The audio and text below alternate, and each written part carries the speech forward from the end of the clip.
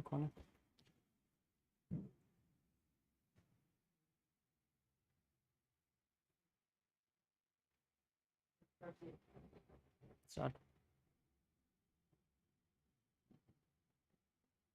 Start करें. Hello everyone. So welcome to this session, a quick one on governance, and today we are going to discuss a number of issues which have been in the news in the recent past, and I would also like to integrate some other basic issues with respect to that, but we are not going to focus too much on the basics today. Rather, we will be focusing more on the issues, okay, and maybe certain facts which would be important for you to include as part of your answers for main examination. Okay, so let me just give you a brief about broadly what areas we are going to cover today. First and foremost, we are going to discuss about the reforms in bureaucracy, right? With respect to that, we will get into two detailed issues also, one in relation to lateral entry and the other one in relation to the reform which has been brought about with respect to personnel affairs. Like we have this program called as Karmayogi Mission. So we'll be focusing on that program. This discussion is going to be meaningful for you because the issues which we are going to cover as part of the structure over here, it will help you to answer many other different questions which may be related to civil services reforms, which may be related to governance, or even with respect to the relationship of bureaucracy with respect to political executive. The second aspect which we will be touching will be related to accountability issue, essentially related to the voluntary sector, where we'll be discussing about the changes brought in the FCRA, Foreign Contribution Regulation Act, and we will also discuss there some of the new mechanism of social audit which is being conducted, which have been there in the news.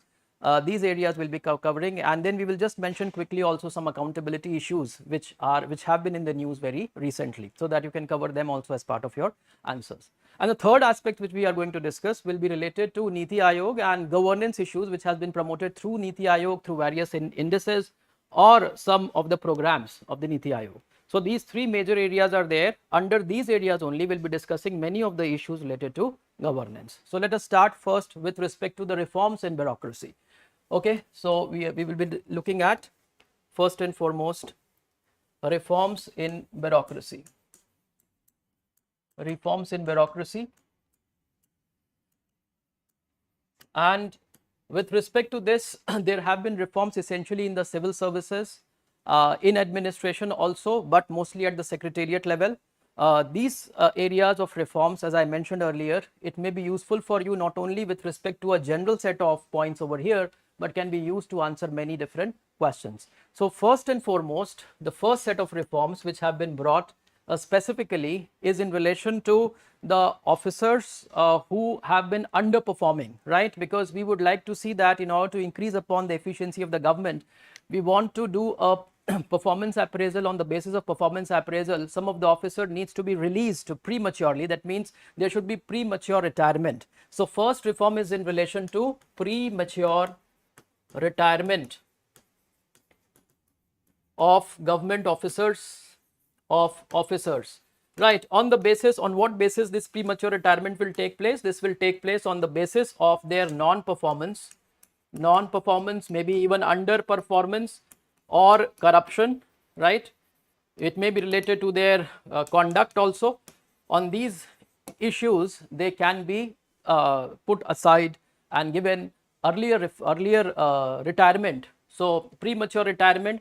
Herein, what change has been brought is in relation to specifically what you have to mention there is what rules have been changed, right? So we have a central civil services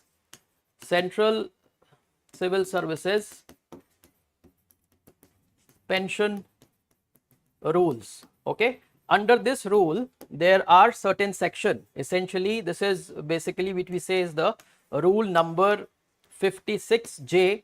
Now it's not very important to mention the rule number as such, but if you include that in your answer, it will somehow increase the authenticity of the answer. So rule number 56J as also rule number 48. So both these rules have been applied. With respect to these rules only, orders have been given, orders given by DOPT, Department of Personnel and Training. Orders have been given in the year 2015, right?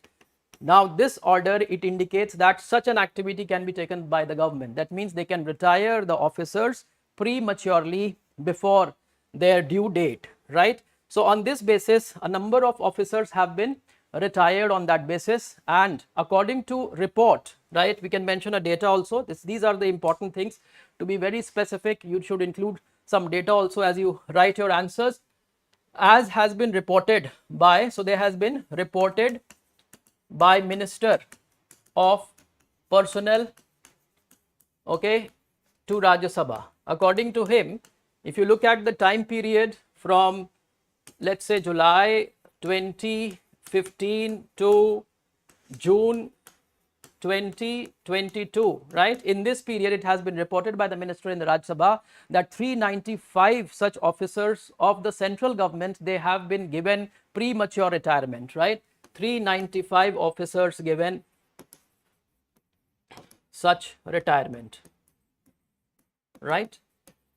So we can note down this specifically. This is one of the areas of reforms which have been done. Of course, this will be based upon some type of performance appraisal.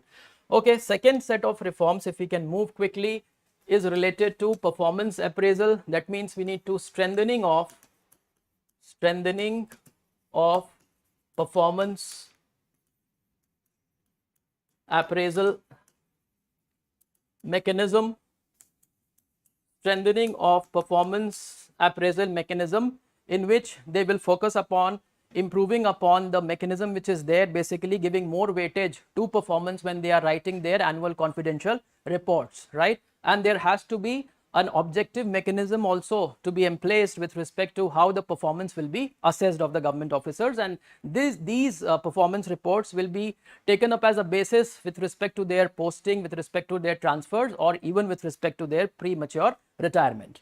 The third set of reforms is in relation to the appointment of the people who are trainees somewhere in the central secretariat at a particular level, so that they get an exposure. As we say that this measure has been introduced, as we say, appointment of assistant secretaries. Appointment of assistant secretaries. Now these are people who are already in training, right? So which people will be appointed as assistant secretaries? At where? At central secretariat. At central secretariat. And central secretariat means the secretariat of the central government. Of course, all ministries have their own secretariat, and collectively it is called as a central secretariat. By itself, it is no organization. It is just a collective term which we use for the secretariat of all the ministries. So in this secretariat, they are going to appoint now these people who are already in training. So the basically those who have completed phase 2 of training, right? That means the training which they are taking undertaken at Labasana. So from there, once they complete their second phase of training, they will be appointed as assistant secretaries. For how much? How much period of time? For 3 months. So this period of time, they are there in the central government also to get the exposure. See, because what happens is during the time of the training, they get access into some of the academics as to understanding administration and the system. Then they go on to field training. They are attached to different offices. They are attached to the field level administration. They get some training at the district level also. But here the government says that they may be getting some exposure on the field, and even with the establishment of the state government, and they are going to be working at the state government in the initial phase of their career, but they should be given the exposure into the standards of the central government also. So therefore, to give them exposure into the standards of the central government right at the beginning of their career, this measure, it has been introduced as a reform set.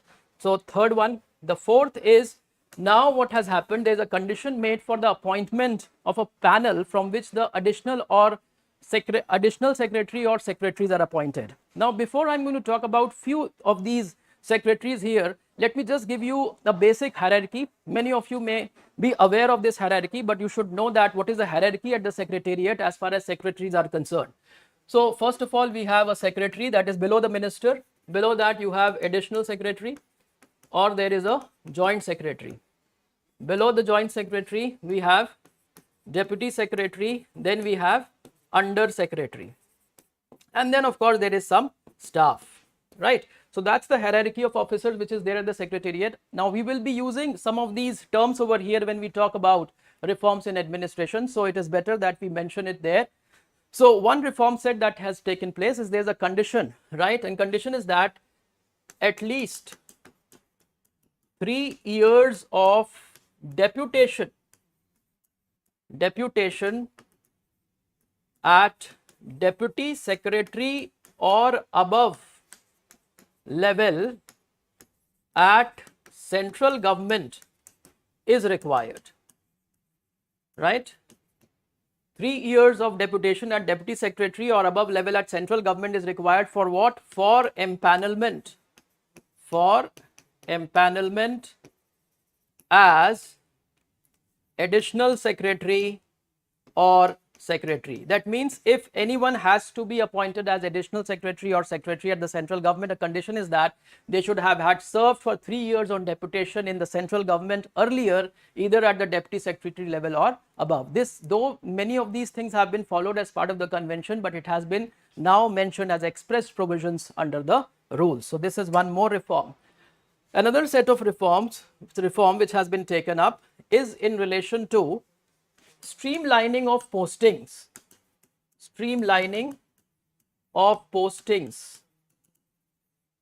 of senior level officers.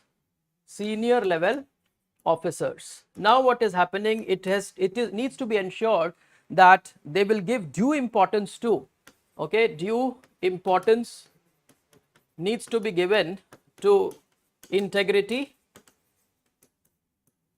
along with merit and even seniority. So merit, integrity and seniority, these things will be taken into account when such postings are to be made. Sixth is, they say that now they have discontinuation of interview at junior level. Okay, junior level appointments in the government, in the staff of the central government, they say that now they will not be. So for with respect to this, in 2017 an order was passed, DOPT order, right? Most of these orders are passed by DOPT. So this is another reform which is there with respect to the secretariat though. So largely it is going to impact administration. Next set of reform which we can talk about here is in relation to the time period which is taken up to complete the inquiry. Now according to this particular rule, so there has been an amendment to All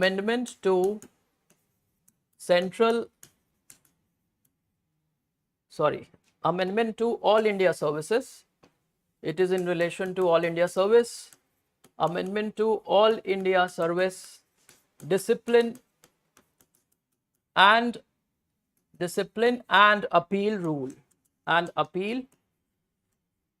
Rule 1969, right? This has been amended, and what is mentioned is there has to be some time frame mentioned, right? Time frame to be mentioned for completion of inquiry against officers.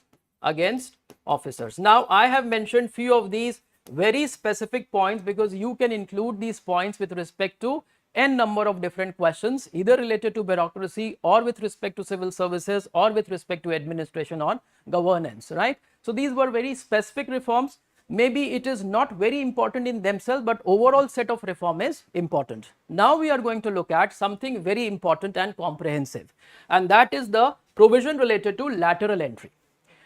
We have seen that over the period of time, the paradigms of government and the governance process is changing, and the government is giving importance to the private sector and also to the basic principles of what we call as new public management. So based upon the idea of new public management, government is now has brought in another set of major reform, what you call as lateral entry. Now what is happening in lateral entry is the appointment of officers, or you can say appointment of higher level functionaries in the central government, from outside, right? That is those having experience, that is those having experience outside the government, experience outside the government. So we are also allowing now in the bureaucracy certain officers to be appointed on contractual basis. This is how we say appointment on what basis? Appointment on contractual basis. And from where they are being appointed? They are being appointed from outside the government. Outside the government, primarily they will be from the private sector. They had certain experience in those areas. Maybe they can even be appointed from the voluntary sector or from the world of academics and elsewhere. But mostly it is in relation to the implementation aspect, execution aspect, and those people who have some functional expertise or special knowledge will be appointed in different levels of the government. But what level are they being appointed? This lateral entry program, it started in which year? It started in 2018. Every year government by notification, it specifies certain number of officers which can be appointed through the process of lateral entry in the central government. These officers will be appointed on the basis of contract appointment, let's say on contractual basis, okay, for how much time? For 3 years, right? But if they are performing better, if they perform, then in that case their contract can also be increased for a longer period of time. So on the basis of performance, on the basis of performance it can be extended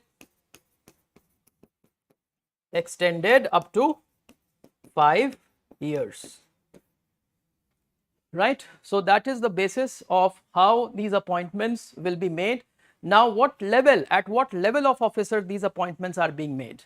Let us see that also. So next point you can mention here is that it is meant for appointment at director level, director, deputy secretary or joint secretary levels, right?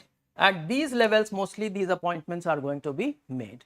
So once they are appointed, they are there for 3 years and it can extend for another for up to 5 years if they are actually performing. Now the question is that what are the advantages which the lateral entry, this is likely to be the question mostly, is what advantage lateral entry can bring for the government. There may be certain disadvantages as well. So as far as advantages are concerned, let's quickly write down the advantages of lateral entry. Okay, what are the advantages? Let us see. And one more thing we can mention here is that the principle, okay, just also write down the principle here. Principle on which lateral entry is based is what you can call as new public management. And new public management is an idea which says that government should try to bring in the corporate management practices or the practices from the private sector, right? So once these officials, they are being appointed from the private sector into the government, then along with them they will also bring their practices which they have been carrying on in the private sector. So this principle you can remember is new public management, just to put in a little authenticity over there, which would seem to be that you are grounded in your understanding of the concept of lateral entry. What are the advantages of lateral entry? So obviously there will be advantages which these officers are bringing with them, and then there will be certain changes which will happen inside the bureaucracy once they are appointed. So we can say, of course, this is not as difficult, is you say inclusion of expertise, right, and experience. In fact, we can say even specialization of particular sector, specialization. Sometimes it also happens that certain sectors in the government, it may require certain technical capacity to be there, right? And bureaucrats, being generalist officer, they may not cater to the technical requirements which may be there in some of the departments or in certain offices. So in case of someone who has worked in that particular functional sector, that means किसी ने अगर कुछ specialized sector में काम किया होगा तो उस sector में फिर उनको वहां से appoint किया जा सकता है. So let us see this.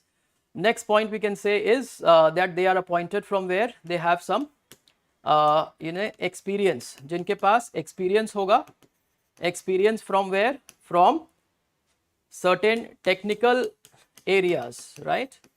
Those which are having experience from technical areas, जिनके पास टेक्निकल एरियाज का एक्सपीरियंस होगा उनको भी अपॉइंट किया जाएगा। उसके लिए कहाँ से किस में हेल्प मिलेगा, ये this will help in more technical sectors, right. So ये एक और एडवांटेज है लैटरल एंट्री का। Then another advantage of lateral entry would be, third one what we can say, इससे क्या होगा कि गवर्नमेंट के जो ऑफिसेज हैं वो ज्यादा प्रोफेशनल हो जाएंगे, right. So we will have more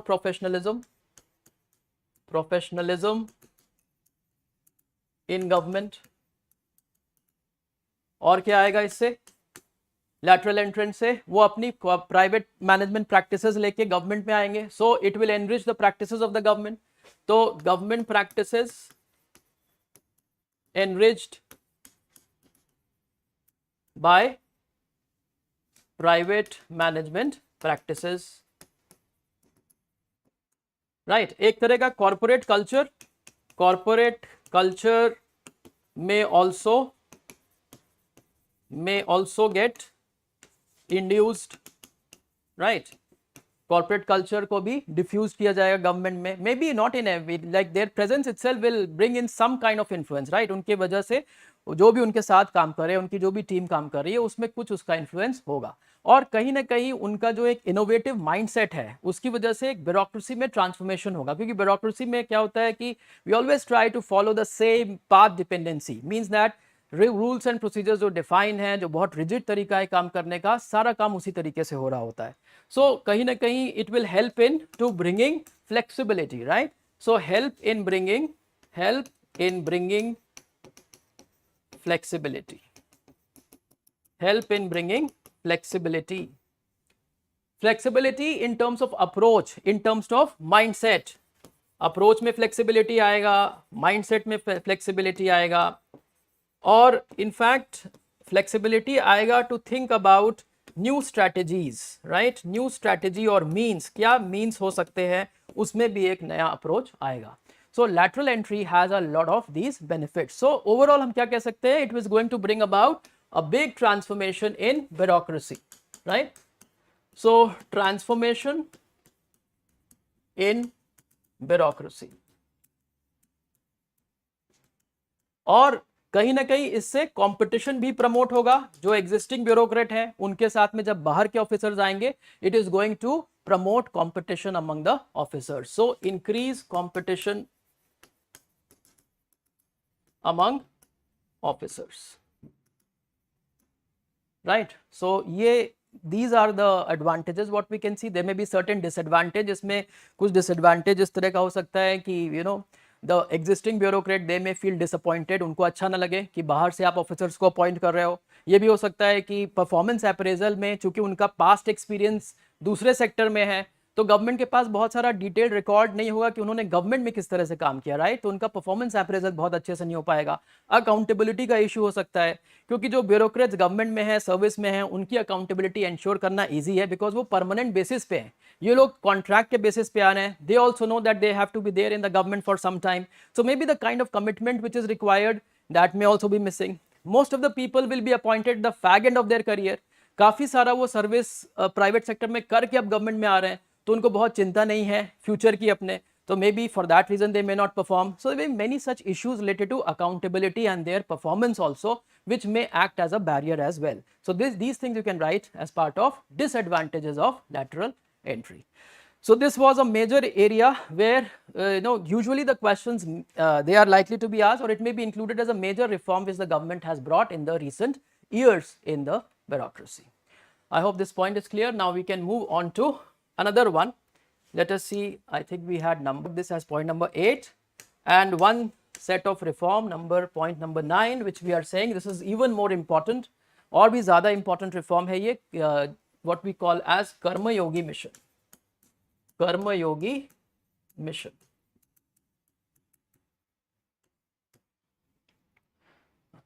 Okay, so let us try to understand what this mission is all about. इसको समझने की कोशिश करते हैं कि ये क्या है।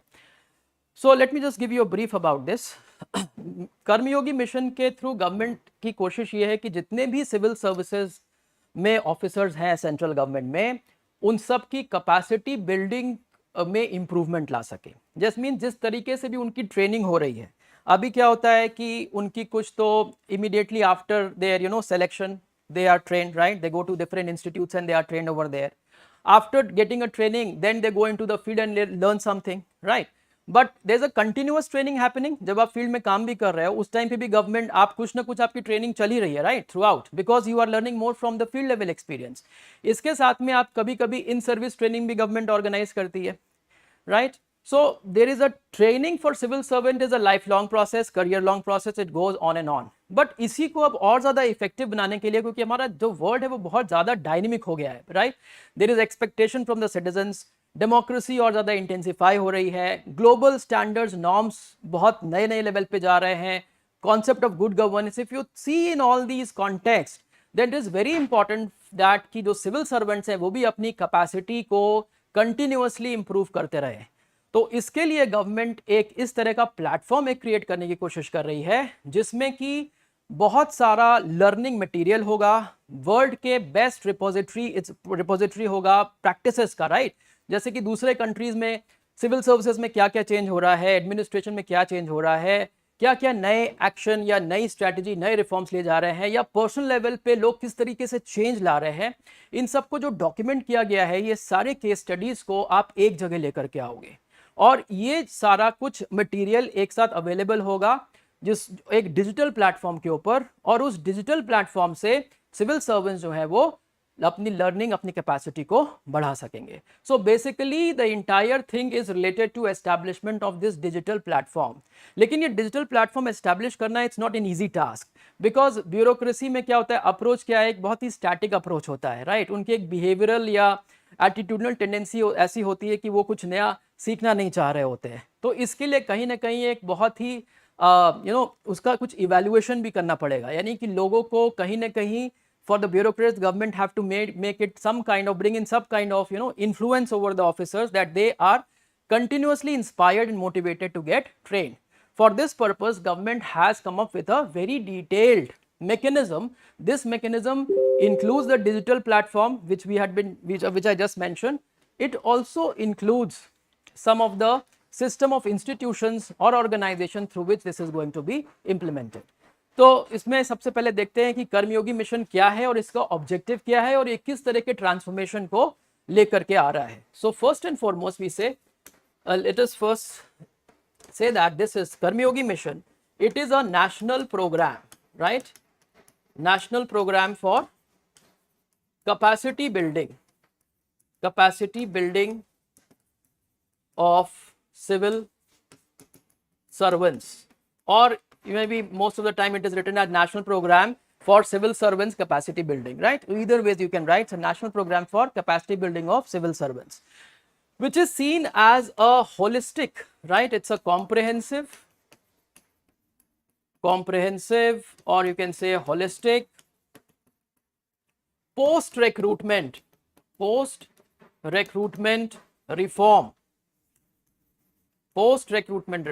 right?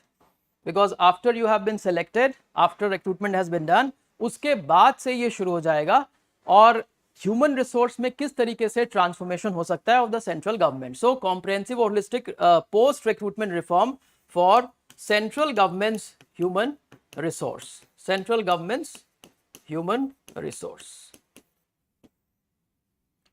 right? This is like what the program, what this is, right? Now we will look at what are the objectives of the Karmayogi mission. So हम देखते हैं इसका क्या इसका ऑब्जेक्टिव है। तो कुछ स्पेसिफिक ऑब्जेक्टिव्स हैं और एक बहुत ब्रॉड एम भी है इसका, which it is trying to achieve. So let us write down the objectives and let's try to understand what it says. Objectives of Karmayogi mission, first of all ये कह रहा है कि हमें फ्यूचर रेडी सिविल सर्वेंट्स तैयार करने हैं, right? To prepare, और we say to prepare future ready civil servants। Future ready civil servants का मतलब क्या हो गया? इसका मतलब हो गया कि आगे आने वाले टाइम में सिविल सर्वेंट्स को किस तरह से अपनी कैपेसिटी को इंक्रीज करके किस तरह से उनका परफॉर्मेंस होना चाहिए। So future ready civil servants में किस तरह का एडजस्टमेंट चाहिए? अब इसमें दो बातें हैं। एक बात तो यह है कि उनका एक right, they need to have a right right what? They need to have right attitude, they need to have right skill, and they need to have right knowledge also. पहले तो इन तीनों चीज से एडजस्ट होना चाहिए, बिकॉज स्किल्स तो लगातार बहुत इंप्रूव होती जा रही है, specially in the changing fast changing technological world. They also need to improve upon their skills, right? Attitudinal, this is related to their behavioral transformation, and of course with respect to their knowledge, with respect to the areas which they are performing, किस area में वो काम कर रहे हैं, या फिर जब उनका ट्रांसफर होता है तो उनको किसी और सेक्टर में काम करना होता है. तो इस तरीके से एक ओवरऑल नॉलेज उनको गेन करते रहना होगा उस पर्टिकुलर सेक्टर्स, उस सेक्टर्स में जिसमें उनको काम करना है, उससे related. Then second aspect will be to prepare these civil servants also, you know, aligning them with respect to vision of new India. अब यहाँ पे ये थोड़ा सा आप इसको क्रिटिसाइज भी कर सकते हो कि when we use a term new India then it becomes a little political also. This may B the political objective of this government, they are trying to, but then we will not see it as a political term, we will see it only as a neutral term, because इसके बहुत interpretation हो सकते हैं. But जब आप criticism लिखोगे, अगर मान लो, वैसे तो क्रिटिसिज्म आएगा नहीं लिखने के लिए, because when the government is proposing some programme, it is getting implemented, so usually they don't ask for the criticism of the principles. Yes, उसके इंप्लीमेंटेशन में क्या प्रॉब्लम आ रहा है, चैलेंज आ रहा है, उस पर क्वेश्चन आ सकता है. बट एज सच उसके बेसिक यू नो कॉन्सेप्ट पे या उसके प्रिंसिपल पे usually they will not ask you to criticise that. But anyhow there may be a problem with respect to this term that is there. So aligning them to the vision of new India. Second aspect is there are some changes in the qualities and values which may be required. What qualities and what values? So let's say emphasis on following qualities, right? What qualities are we talking about here? Let's say this is something which is important. इसमें बहुत सारे terms ऐसे भी हैं जो similar भी लगेंगे, but specifically कुछ ना कुछ difference उसमें है. तो क्या क्या qualities होनी चाहिए? एक तो पहली बात energetic होने चाहिए, ठीक है? उसके बाद they need to be energetic, they need to be professional होना चाहिए, उनको proactive होना चाहिए. And proactive is a very important term over here, right? Because usually क्या होता है कि bureaucrats का जो attitude होता है वो बहुत ही static होता है, status quoist होता है, right? वो उनका belief system इस तरह का होता है, जो जैसे चल रहा है उसको चलने दो, उसमें ज़्यादा difference, ज़्यादा change लाने की ज़रूरत नहीं है. तो इस attitude को transform करना पड़ेगा, जिसके लिए proactive term, this is very important term over here. They need to be proactive, professional, they need to be proactive, then they need to be progressive. Okay, right here, they need to be progressive. Not conservative, rather progressive. Progressive with respect to what? Again, this is related to all this, like being proactive also, right? They need to be change oriented, and they need to also progressive in terms of their, you know, mindset. Like they should believe in the constitutional values and maybe even beyond.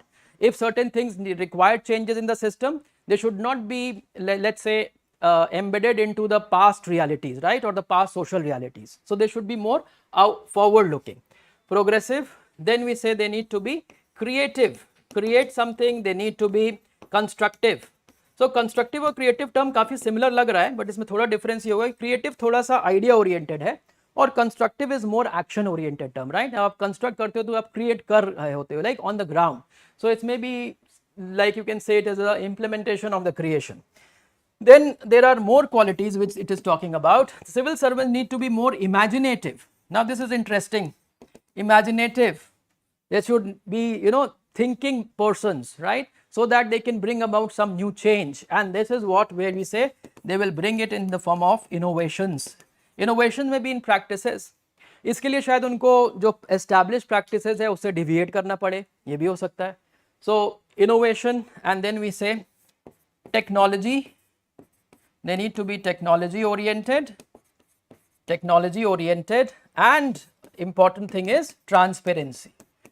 Usually क्या होता है कि bureaucracy को बोलते हैं कि वो एक सीक्रेट ऑर्गेनाइजेशन है, राइट? मैक्स वेबर ने बोला था कि secrecy is a invention in the hands of the bureaucracy to increase its power, right? Secrecy के थ्रू अपने पावर को बढ़ाते हैं. लेकिन यहाँ पे बात हो रही है ट्रांसपेरेंसी की. So they have to be transparency. अब आपको ये सारे टर्म्स अगर याद रखने हैं तो इसके एक्रोनिम आप बना सकते हो, कुछ नेमोनिक्स बना सकते हो. पहले फर्स्ट लेटर से it will come out to be something like epic T, right? This is how you can remember. E stand for energy, and there are 3 P's over here. So there are 3 P's, there are 2 I's, 2 C, and there are two T's. This is how you can remember. And overall the term, this epic transformation, right? You can say, call this as epic transformation. This is how you can remember about the qualities which the civil servants are looking for through this Karma Yogi mission or through this capacity building platform, right? So these are two, and the third objective, one more objective is there. The third objective of the Karma Yogi mission is that it is trying to develop a apparatus, a capacity building apparatus, right? Reform of capacity building apparatus. मुझे लगता है शायद कि capacity building apparatus तो it is not there more or less. Now, I mean, even though if it is there, it is not functioning as much to that extent, because government officers and all, they rather get trained only through their services, what the work they are doing, right? बहुत कोई concerted effort अगर है भी, कुछ mentioned भी है, तो the government officers are not inclined to, you know, acquire those kind of training and or changes. So this is important. We are saying now reform of the capacity building apparatus. कुछ इस तरह का mechanism होना चाहिए जिसके through उनकी training हो सके, right? And for what purpose? For efficient public delivery system. efficient public delivery system को establish करने के लिए, अगर आपको गवर्नमेंट के प्रोग्राम स्कीम्स को अच्छे से इंप्लीमेंट करना है तो उसके लिए आपके पास ऐसे ऑफिसर्स होने चाहिए जिनके अंदर कैपेसिटी हो. उस कैपेसिटी को डेवलप करने के लिए आपके पास अपैरेटस होना चाहिए, राइट? और ये जो एफिशिएंट सिस्टम, ये सारे किस लेवल्स की बात करी है इसमें? at different levels there should be efficiency. At what different levels? At the level of individual. सबसे पहली बात तो ऑफिसर को अपने इंडिविजुअल लेवल पर एफिशिएंट होना पड़ेगा, राइट? उसके बाद इंस्टीट्यूशनल लेवल पे भी एफिशिएंसी इंक्रीज करनी है. इंस्टीट्यूशनल लेवल का मतलब हो गया ऑर्गेनाइजेशन लेवल पे, या वो जो ऑफिस है जिसके थ्रू काम हो रहा है, या जो टीम काम कर रही है, वो ओवरऑल उसमें एक इंप्रूवमेंट होना चाहिए उसकी efficiency. And the third aspect is related to process level. So कुछ चेंजेस इस तरह के होने चाहिए कि कोई भी डिलीवरी जो हो रही है उसमें इन सारे लेवल्स में चेंजेस दिखाई दे.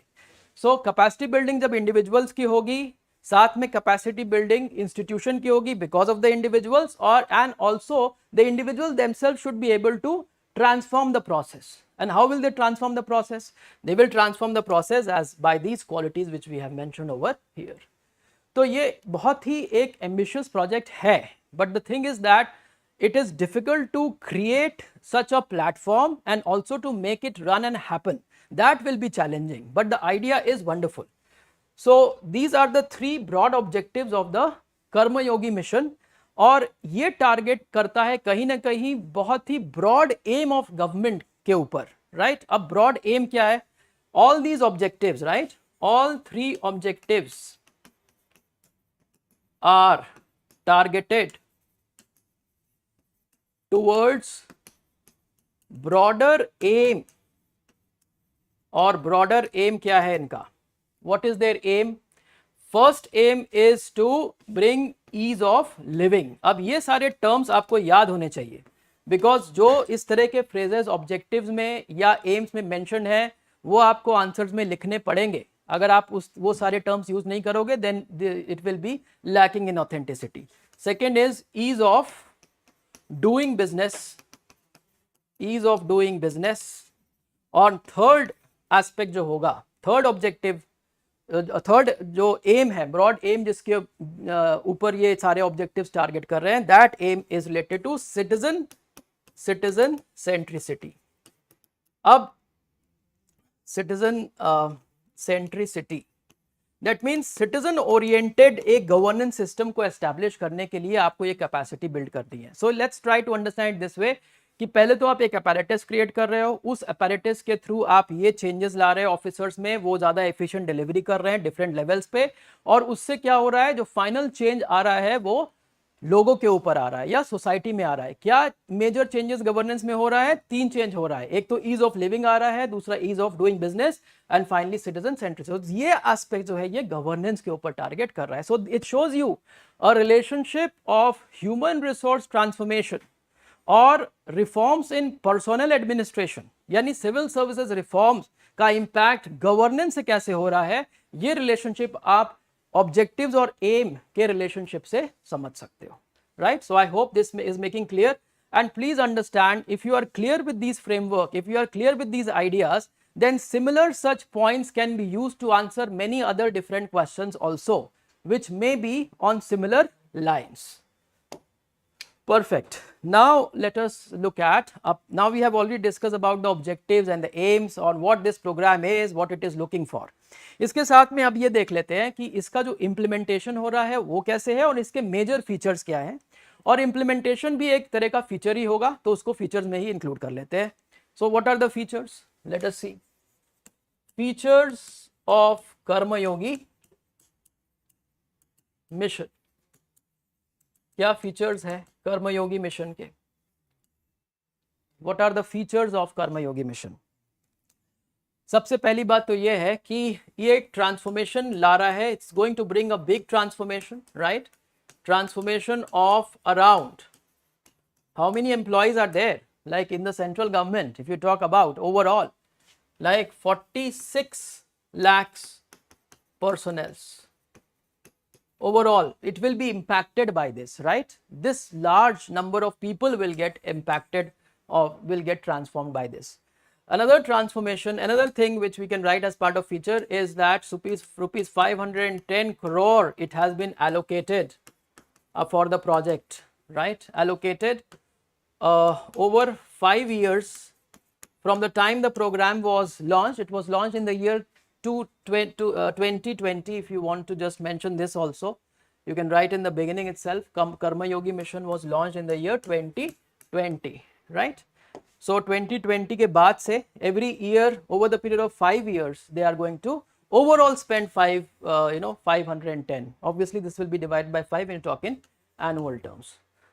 Third feature is that now this is again a principle, right. It has been taken up from the World Bank report. World Bank ने अपनी रिपोर्ट में, कई सारी रिपोर्ट में बार बार ये कहा है कि हमें एक रूल ऑफ लॉ की जगह एक we have to move towards role of the law, right. और हियर उससे इंस्पायर होकर हम क्या कह रहे हैं, we have to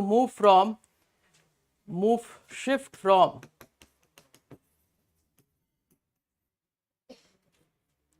rules towards roles. Rules से रोल्स की तरफ शिफ्ट होने की बात कर रहे हैं. यानी कि अभी तक ये ब्यूरोक्रेटिक है, राइट. Rule is a bureaucratic term because it says like you have to follow rules and procedures. जो दिया हुआ है वैसे ही सब कुछ करना है. उसी जो क्राइटेरिया दिया है उसी क्राइटेरिया के अकॉर्डिंग अपॉइंटमेंट होगा, उसी क्राइटेरिया के अकॉर्डिंग ट्रेनिंग होगा, उसी क्राइटेरिया के अकॉर्डिंग कैपेसिटी बिल्डिंग होगा. बट अभी क्या है, now they are talking about roles. They are saying कि अगर आपको अपॉइंटमेंट करना है किसी भी पोजीशन पे गवर्नमेंट में, then you will have to take into consideration their capacity. You have to consider the role, क्या रोल उनको प्ले करना है और उनकी कैपेसिटी कितनी है, उसको मैच करना पड़ेगा, right. So when we say rule towards roles, and basically for what purpose? As basis for human resource management. यानी कि पहले जो ह्यूमन रिसोर्स मैनेजमेंट रूल्स के बेसिस पे हो रहा था वो अब रोल्स के बेसिस पे होना चाहिए. और रोल के बेसिस पे ह्यूमन रिसोर्स मैनेजमेंट का मतलब क्या है, what is the meaning of this role based human resource management? Role based human resource management, it means that you have to conformity between capacity or capabilities,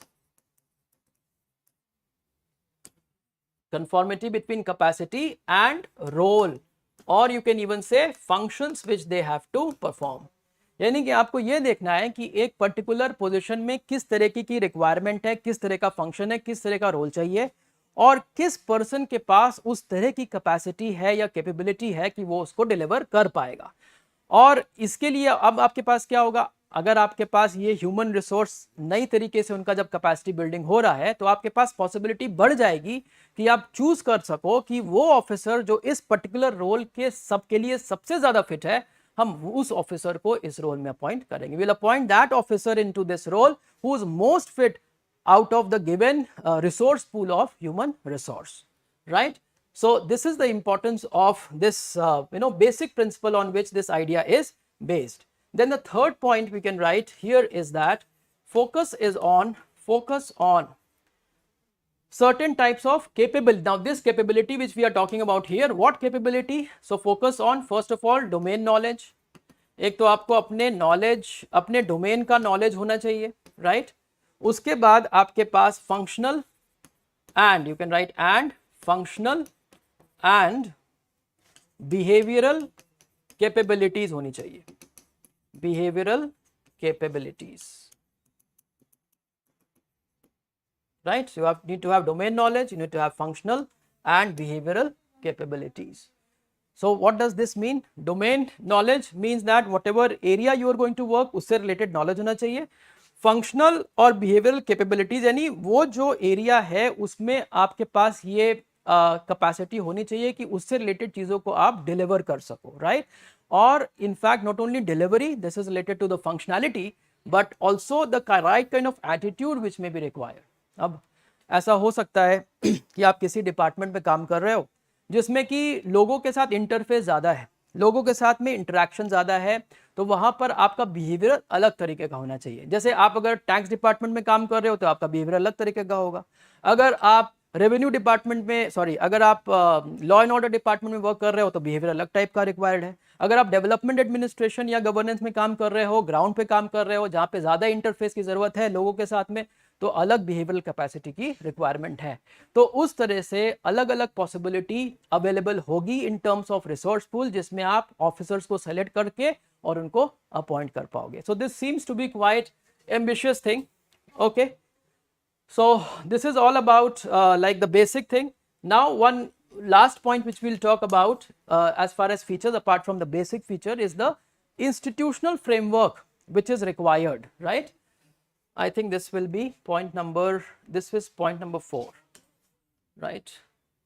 This will be 5. Institutional mechanism. Institutional mechanism का मतलब ये हो गया कि आप इसको implement करने के लिए अब क्या मैकेनिज्म की जरूरत है, राइट? सो इसमें कई सारी बॉडीज हैं, but we will not get into too much details. Okay, it will not be required. What was required is an understanding of the basic of what this mission is all about. But briefly ये भी discuss कर लेते हैं. So पहले maybe they may ask you about the institutional mechanism, right? Or maybe they can ask you a specific question on maybe one or two important ones over here also. सबसे पहली बात है इसमें governing body होनी चाहिए जो overall इसको govern करेगी, राइट? ये गवर्निंग बॉडी है, इसको हम बोल रहे हैं prime ministers human resource council, right? अब ये भी क्वेश्चन आ सकता है prime minister human resource council के ऊपर या उसके सिग्निफिकेंस के ऊपर, या फिर इसको रिलेट करके कर्मयोगी मिशन से क्वेश्चन आ सकता है. So there is a possibility of question. Prime minister human resource council जो होगी या फिर जो अपॉइंट है उसमें कौन कौन होगा? उसमें प्राइम मिनिस्टर है, उसमें चीफ मिनिस्टर्स होंगे सारे स्टेट्स के, उसमें कैबिनेट मिनिस्टर्स होंगे, राइट? यूनियन कैबिनेट मिनिस्टर्स, उसमें एक्सपर्ट्स भी होंगे. Of course these will be some experts on the human resource only. So this will be the body. और इसका पर्पस क्या है? ये गवर्निंग बॉडी है यानी इंपॉर्टेंट डिसीजंस लेगी. Basically purpose of this body will be what? Will be to approve and review. So आपको बहुत स्पेसिफिकली देखना पड़ेगा, right? One liners only you need to know कि ये बॉडी क्या काम स्पेसिफिकली कर, वो उसमें क्लैरिटी होनी चाहिए, राइट? आपकी समझ में क्लैरिटी होनी चाहिए कि कर क्या रहा है ये. पर्पस क्या है इसका? Approve and review. What? Approve and review civil services capacity building programme.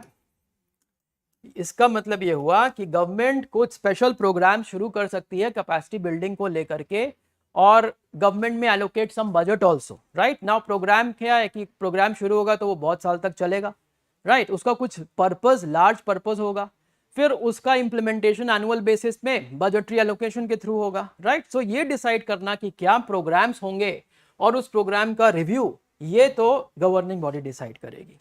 Second thing is there will be a coordination unit. Now इसको मैं ज्यादा डिटेल में नहीं बताऊंगा. कोऑर्डिनेशन किससे करना है? बेसिकली जो ये आप कैपेसिटी बिल्डिंग का इंस्टीट्यूशन पूरा बना रहे हैं उसको कोऑर्डिनेट करना पड़ेगा गवर्नमेंट के सारे डिपार्टमेंट्स और मिनिस्ट्रीज से, right? So it is coordination with coordination with respect to ministries and departments. So very briefly you just write this, इसमें ज़्यादा डिटेल की ज़रूरत नहीं है. ये हेडेड, और जब भी कोऑर्डिनेशन मैकेनिज्म होगा ना सेंट्रल गवर्नमेंट का अगर है तो वो हेडेड बाय कैबिनेट सेक्रेटरी होगा, उसमें सारे डिपार्टमेंट के सेक्रेटरीज होंगे और कैबिनेट सेक्रेटरी होगा जिसके थ्रू वो कोऑर्डिनेशन होगा. और तीसरा जो एस्पेक्ट हो गया, third, this is important, is what we call as capacity building commission. Capacity building commission is important. इसमें क्या है, कैपेसिटी बिल्डिंग कमीशन में आपने एक्सपर्ट्स इंक्लूड किए, right. Experts will be members in this commission. These experts will be functional experts. Functional experts होंगे जो हमारे country के अंदर होंगे, नेशनल लेवल पे हो सकते हैं, रीजनल लेवल पे हो सकते हैं, स्टेट से भी आ सकते हैं, बट इसमें ग्लोबल लेवल के एक्सपर्ट्स भी होंगे. क्यों, why global level experts will be there? Because you are talking about, आप बात कर रहे हो ग्लोबल बेस्ट प्रैक्टिसेस की. जो ये पूरा प्लेटफॉर्म आप बना रहे हो, ये ग्लोबल बेस्ट प्रैक्टिसेस का रिपोजिटरी है, तो उसमें आपको फिर ग्लोबल एक्सपर्ट्स भी इंक्लूड करने पड़ेंगे. और क्या पर्पस है इस कमीशन का, what this commission will do? Capacity building commission, it is going to prepare, purpose is to prepare and monitor plans for capacity building. यानी कि जो प्रोग्राम्स बन रहे हैं उस प्रोग्राम के अंदर अब प्लान्स बनेंगे, मतलब किस किस तरह के प्रोजेक्ट्स लिए जा सकते हैं जिससे कुछ ट्रांसफॉर्मेशन हो ऑफिसर्स का, राइट. और वो स्पेसिफिक पर्पस के लिए भी हो सकता है हो कि गवर्नमेंट कोई नया प्रोग्राम या स्कीम लॉन्च कर रही है, उससे रिलेटेड कुछ बहुत स्पेशल कैपेसिटी चाहिए गवर्नमेंट के जो ऑफिसर्स है उनकी, तो फिर वो एक नए तरीका का प्लान लेके आएंगे और बहुत फोकस्ड होगा कि इस टाइम पीरियड में with this much amount of money they can bring about some transformation in those officers to prepare and monitor plans for capacity building, right. और इसके साथ में ये ऑडिट भी करेंगे, auditing of human resource. Now this is interesting, imagine that auditing of human resource we have been talking about. So this is something like you say human audit, not like we say social audit. अभी human resource का audit हो रहा है, तो कौन कितने resources available हैं government के पास, उनकी क्वालिटी क्या है, क्या उन्होंने अपनी कैपेसिटी को इम्प्रूव किया है within the stipulated time or not. These all things will be audited and depending upon फिर ये avenues भी create होंगे ना. अभी तो क्या होगा, civil services, this entire reform is going to help the civil services become more performance oriented, isn't it? So auditing of human resource, whose human resource? Of the central government officers. So I hope ये आपको clear हो गया है. और एक last point हम इस institutional mechanism में लिखने वाले हैं जो सबसे ज्यादा इंपॉर्टेंट पॉइंट है, क्योंकि that is the core of this Karmayogi mission. So let us see that what that unit is. इसके साथ में now what you have to do, you have to get this entire thing implemented, right. तो आपके पास एक implementation agency होनी चाहिए. So for the purpose of delivery और implementation, for the purpose of delivery or implementation, what do we require? We require a system or a platform, right? So we are saying now we have what is called as IGOT, right? And this stands for, or let's first write this in full, IGOT Karmayogi digital platform. ये digital platform जो है, this is a repository of, as I was saying, it's a repository of best practices, right. Repository of best practices globally, across the globe, सारे countries से आप best practices के studies लेके आ रहे हो और आपने इसमें, और इस platform, this is what digital platform, right. So it's available to everyone and IGOT is, of course, it is integrated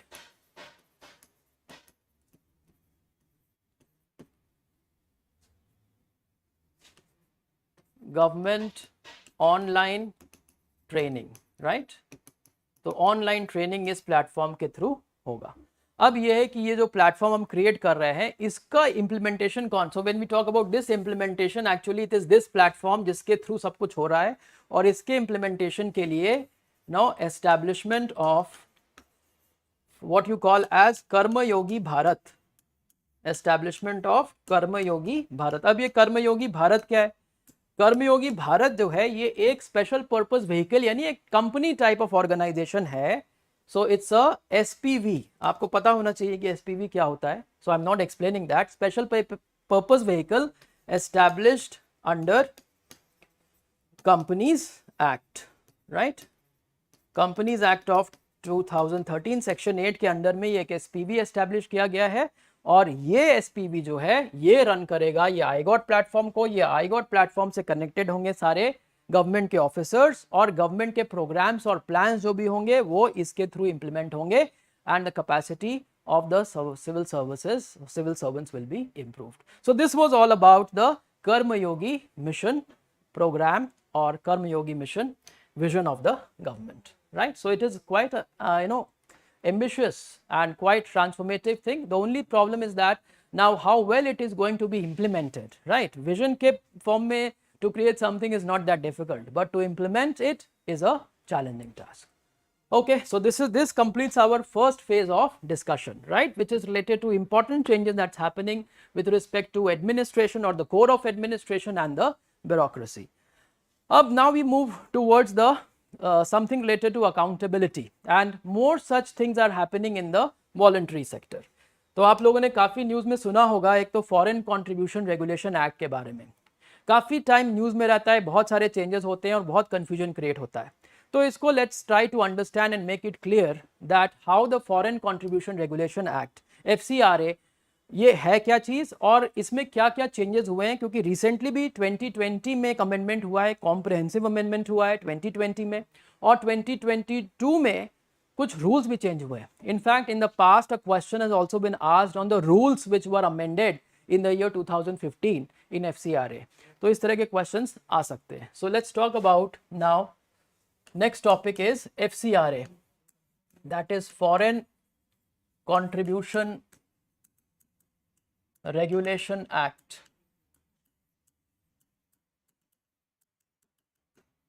Foreign Contribution Regulation Act, FCRA.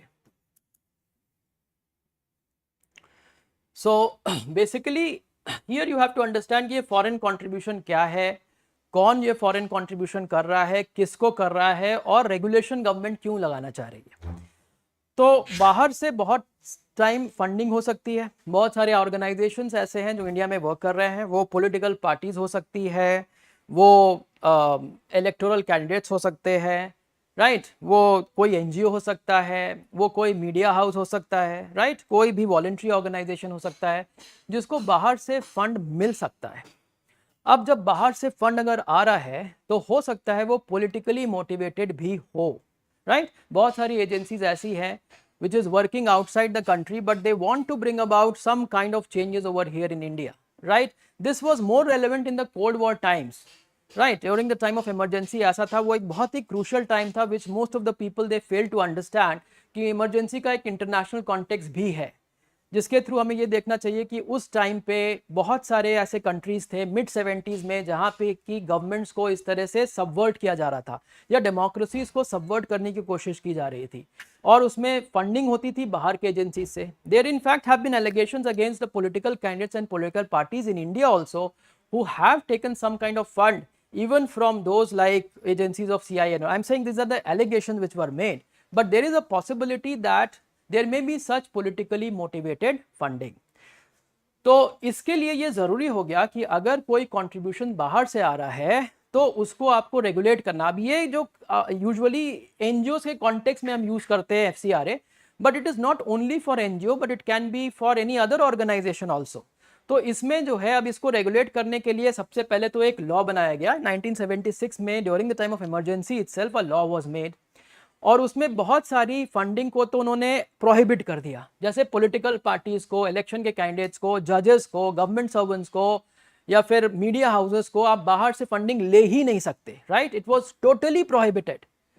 But then there were over the period of time certain changes happening. So let us try to briefly understand this framework from its very evolution, like very briefly, and then we will focus only on the recent changes that have taken place with respect to FCRA. तो क्या हुआ कि इसका जो context है वो we need to understand the context is emergency times, right? There have been also you can say Cold War times, Cold War external influences were also there on the country, right? Or emergency के time में government itself wanted to regulate very strongly everything, right? Even something where it was not required, it was trying to regulate. So उस context में government of India brought a foreign contribution regulation act of 1976. अब इस foreign contribution regulation act 1976 में एक broad list of categories was introduced, broad list of categories which were prohibited, categories in terms of people or organization, right? Individuals or organizations which were prohibited to take foreign funding. वो foreign funding ले नहीं सकते, right? उसमें what all people will be there? Electoral candidates will be there, members of parliament will be there, judges will be there, government servants will be there, journalists will be there, cartoonists were also included, right? So ये इसका scope है, इनको इन्होंने prohibit कर दिया. इसके साथ में और भी बहुत सारे प्रोविजन थे जिसका detail will just look at in general, but let's see that what happens after this. After this the matter was going on. क्या हुआ 1984 में they also included non-government organizations in this category. That means even NGOs को भी बाहर से fund नहीं लेना, they will not be permitted to take funds from outside, because what happened in 1980s, early 1980s में बहुत सारे NGOs establish होने लगे because of the changing paradigm of development, right? In 1980s the World Bank and many other international agencies, they started funding the non-government organizations. तो अब ऐसे बहुत सारे NGOs establish होने लगे और वो फॉरेन से फंड भी नहीं लगे. बट इसमें कुछ एक्सेप्शन भी थे, जैसे वर्ल्ड बैंक या इस तरह की एजेंसी अगर फंड दे रही है तो वो अलाउड था, राइट? तो we are not getting into all the details, we are just trying to understand very broadly. So this was also included, but you can also mention here exception with respect to certain international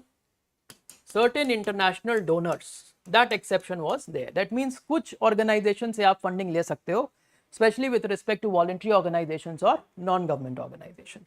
अब क्या हुआ over the period of time throughout 80s and 90s, क्या हुआ अब धीरे धीरे करके liberalization आएगा, economy open होने लगेगी. So when the economy will be open, then what will happen? The private sector will get more funds from outside. FDI भी आ रहा है, funding भी आ रही है, और voluntary sector also started taking more and more funds, right? And in fact, forget about that, even the political parties they started taking funds. जबकि मना किया हुआ है FCRA ने कि आप फंड नहीं ले सकते हो, उसके बाद भी political parties also started taking funds. So the influence of, there will be an influence of open economy, right? Open economy, let's say 1991 onwards, because of the process of liberalization. Now what will happen? Many organizations or institutions, they started bypassing FCRA norms, right? अब बहुत बार उनके against में complaint नहीं होती थी, बहुत बार complaint होती थी, तो there have some influences through which वो गवर्नमेंट को अग्री कर लेते थे. Maybe they will give bribe और देयर वाज सम करप्शन और something by which the clearances of file used to happen, right? अब इसमें over the period of 90s ये हुआ, अर्ली 2000s में हुआ, फिर in fact as late as this was going on and on. तो इसकी वजह से क्या हुआ, in the year 2010, right, overall FCRA का बहुत सारा बाईपासिंग जब होने लगा, तो in the year 2010 government of India it brought an amendment in FCRA को इन्होंने अमेंड किया. और इसके जो प्रोविजन थे उसको और ज्यादा स्ट्रिंजेंट बना दिया, right. In fact, they will also include any organization of political nature into it. So it's a very broad category which was included, right. And then now they are also saying that कि आपको जो भी fund मिल रहा है बाहर से उसका आप 50% से ज्यादा स्पेंड नहीं कर सकते. Some of these facts I will mention as part of the further amendments, क्योंकि अब 2010 का amendment is not important for you, right. What is important for you is 2020 amendment and the changes in the rules which have happened in 2022, as I said earlier. So this is not important, but I'm just mentioning as a fact some amendment happened in this. In fact 2014 में ये भी हुआ कि Congress and BJP, both these parties, they were found to taking funds from the some London based company like Vedanta से उन्होंने fund लिया और भी कुछ कंपनी से उन्होंने फंड लिया, और ये सारे केसेस में FCRA के नॉर्म्स को वो बाईपास कर रहे हैं, जिसकी वजह से इसके लिए गवर्नमेंट ने पहले ही अमेंडमेंट लाया था. But imagine the power, the political party in power itself is trying to bypass FCRA. But इसके लिए उनको बहुत पुलिंग भी हुआ, and Delhi high court has criticised both the parties also that you should not bypass the provisions of FCRA. But this is just one incident in which many political parties, in fact, they have been found to be involved. Now after this, what happened is from 2014 onwards, when the government will change, तो उसके बाद से क्या हुआ, कुछ NGOs को government जो है वो अलाउ नहीं कर रही अपना FCRA को रिन्यू करने के लिए. इसके लिए first of all let us try to look into a very broad, okay, broad और जनरल प्रोविजंस अंडर FCRA. यानी कि why I'm saying this broad general provision, क्योंकि बहुत सारे ऐसे प्रोविजन हैं जो कि 76 के एक्ट में भी थे, 2010 के एक्ट में भी थे, और 2020 के अमेंडमेंट के बाद भी ये प्रोविजन है with certain changes. So these broad provisions तो आपको पता होने चाहिए. अच्छा, एक बात आप और ध्यान रखो कि 1976 में आया एक्ट, राइट, FCRA एक्ट 1976 में आया. 2010 में उसमें अमेंडमेंट नहीं हुआ. 2010 का जो एक्ट आया, it simply replaced the 1976 act. इसने 1976 के एक्ट को रिप्लेस कर दिया. और उसके बाद अब क्या आएगा, 2020 में क्या आ रहा है, अमेंडमेंट एक्ट आ रहा है. यानी कि अभी भी 2010 वाला एक्ट है और इसमें अमेंडमेंट हुआ, राइट. अब जो मैं बात कर रहा हूं यहाँ पे ब्रॉड जनरल प्रोविजंस की, so these broad general provisions were, many of them were there here also, and they are there today also with some minor changes. But इसको समझना जरूरी है to see that how FCRA works, right. So what is the broad provision? सबसे पहले तो ये है कि any organization which wants to get fund from outside, that means जिसका foreign funding चाहिए, they need to get registered, okay. So for getting or receiving foreign funds, right, registration is required. Registration under FCRA is required. ठीक है. एक बार आपने जब register कर लिया तो अब एक और क्राइटेरिया उसमें लॉ में मेंशन किया गया है, that it needs to be renewed every 5 years. Registration needs to be reviewed every 5 years. अब ये जो प्रोविजन था ना, रजिस्ट्रेशन का जो रिन्यूअल एवरी 5 year हो रहा है, ये जो प्रोविजन है, this provision was not there in the 1976 act. This was introduced by 2010 act, right. Then after this, once the registration has happened, then what will happen is, now you will, third thing is that opening of bank account. आपको bank account open करना पड़ेगा और इससे related information भी आपको government को देनी पड़ेगी. Inform government separately about this. अब इस बैंक अकाउंट से रिलेटेड भी कुछ चेंजेस हुए हैं 2020 की अमेंडमेंट के through, which we will see. Fourth thing that you will happen is, now you can receive the funds, right? You can receive the funds in the bank accounts. Funds received, it needs to be utilized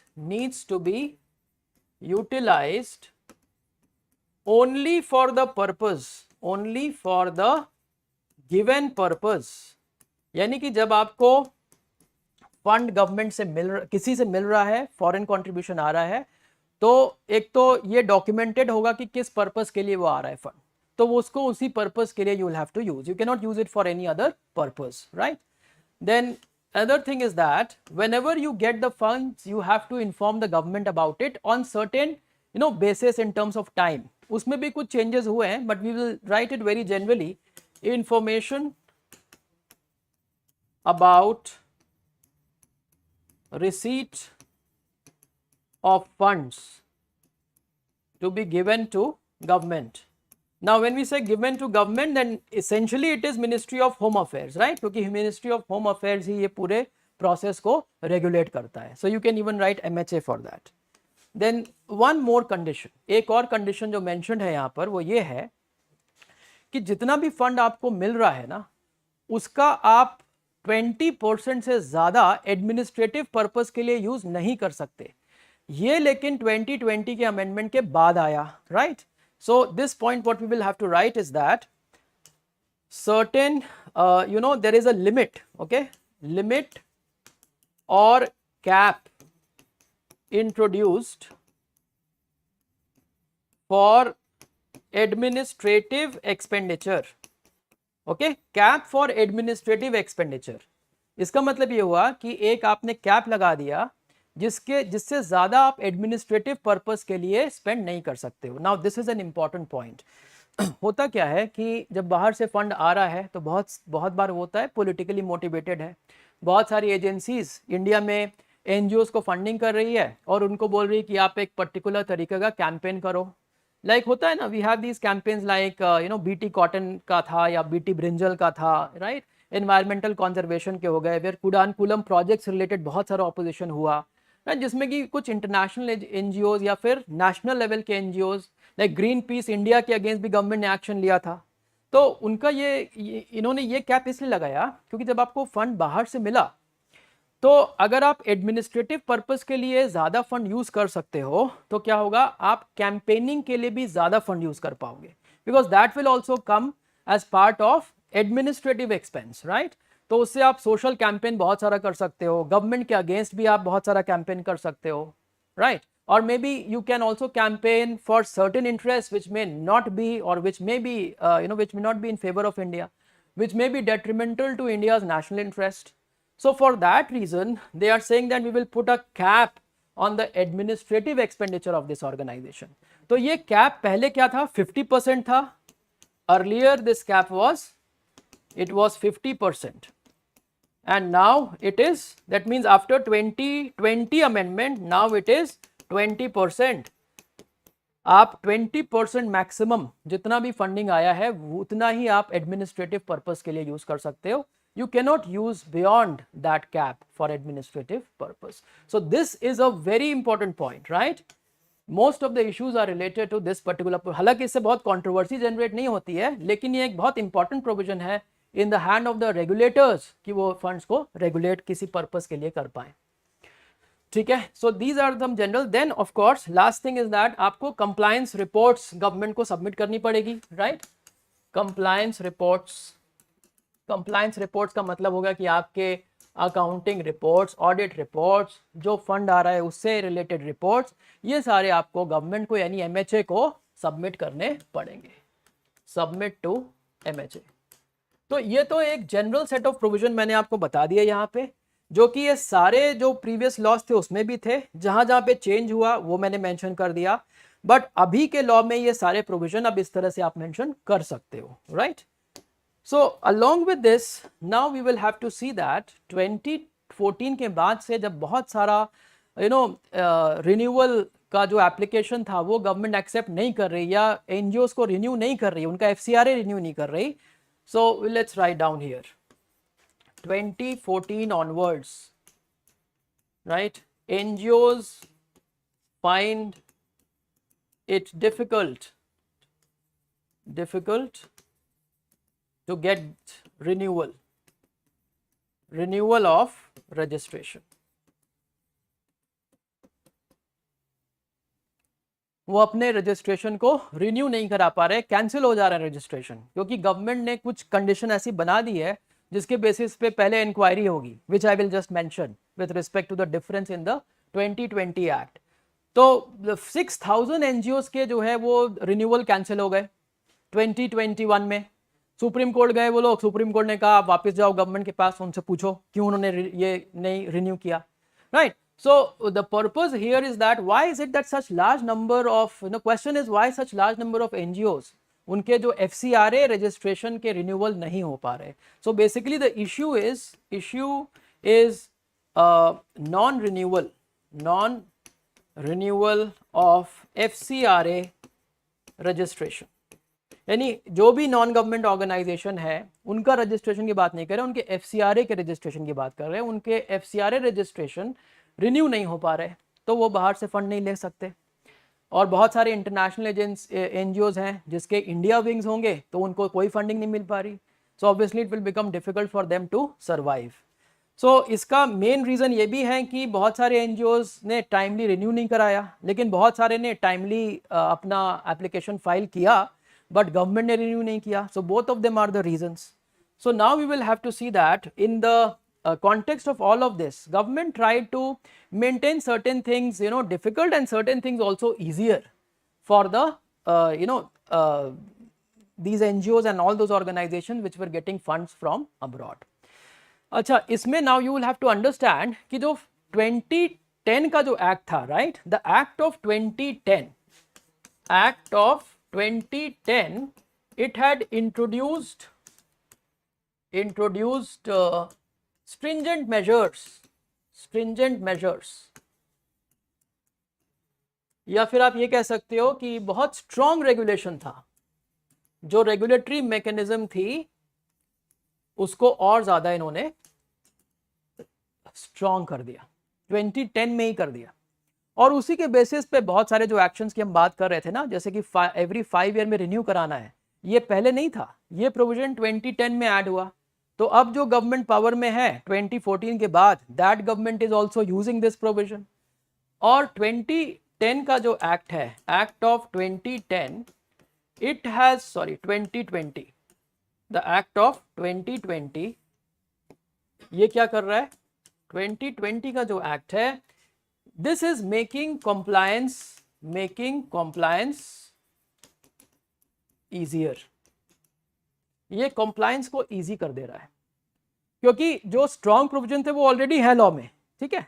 यानी कि आपको जिसको हटाना है उसको आप easily हटा सकते हो, लेकिन अब जो बचे हैं उनके लिए आप और इजी कर दे रहे हो to go ahead with such contribution or receipt or certain funds।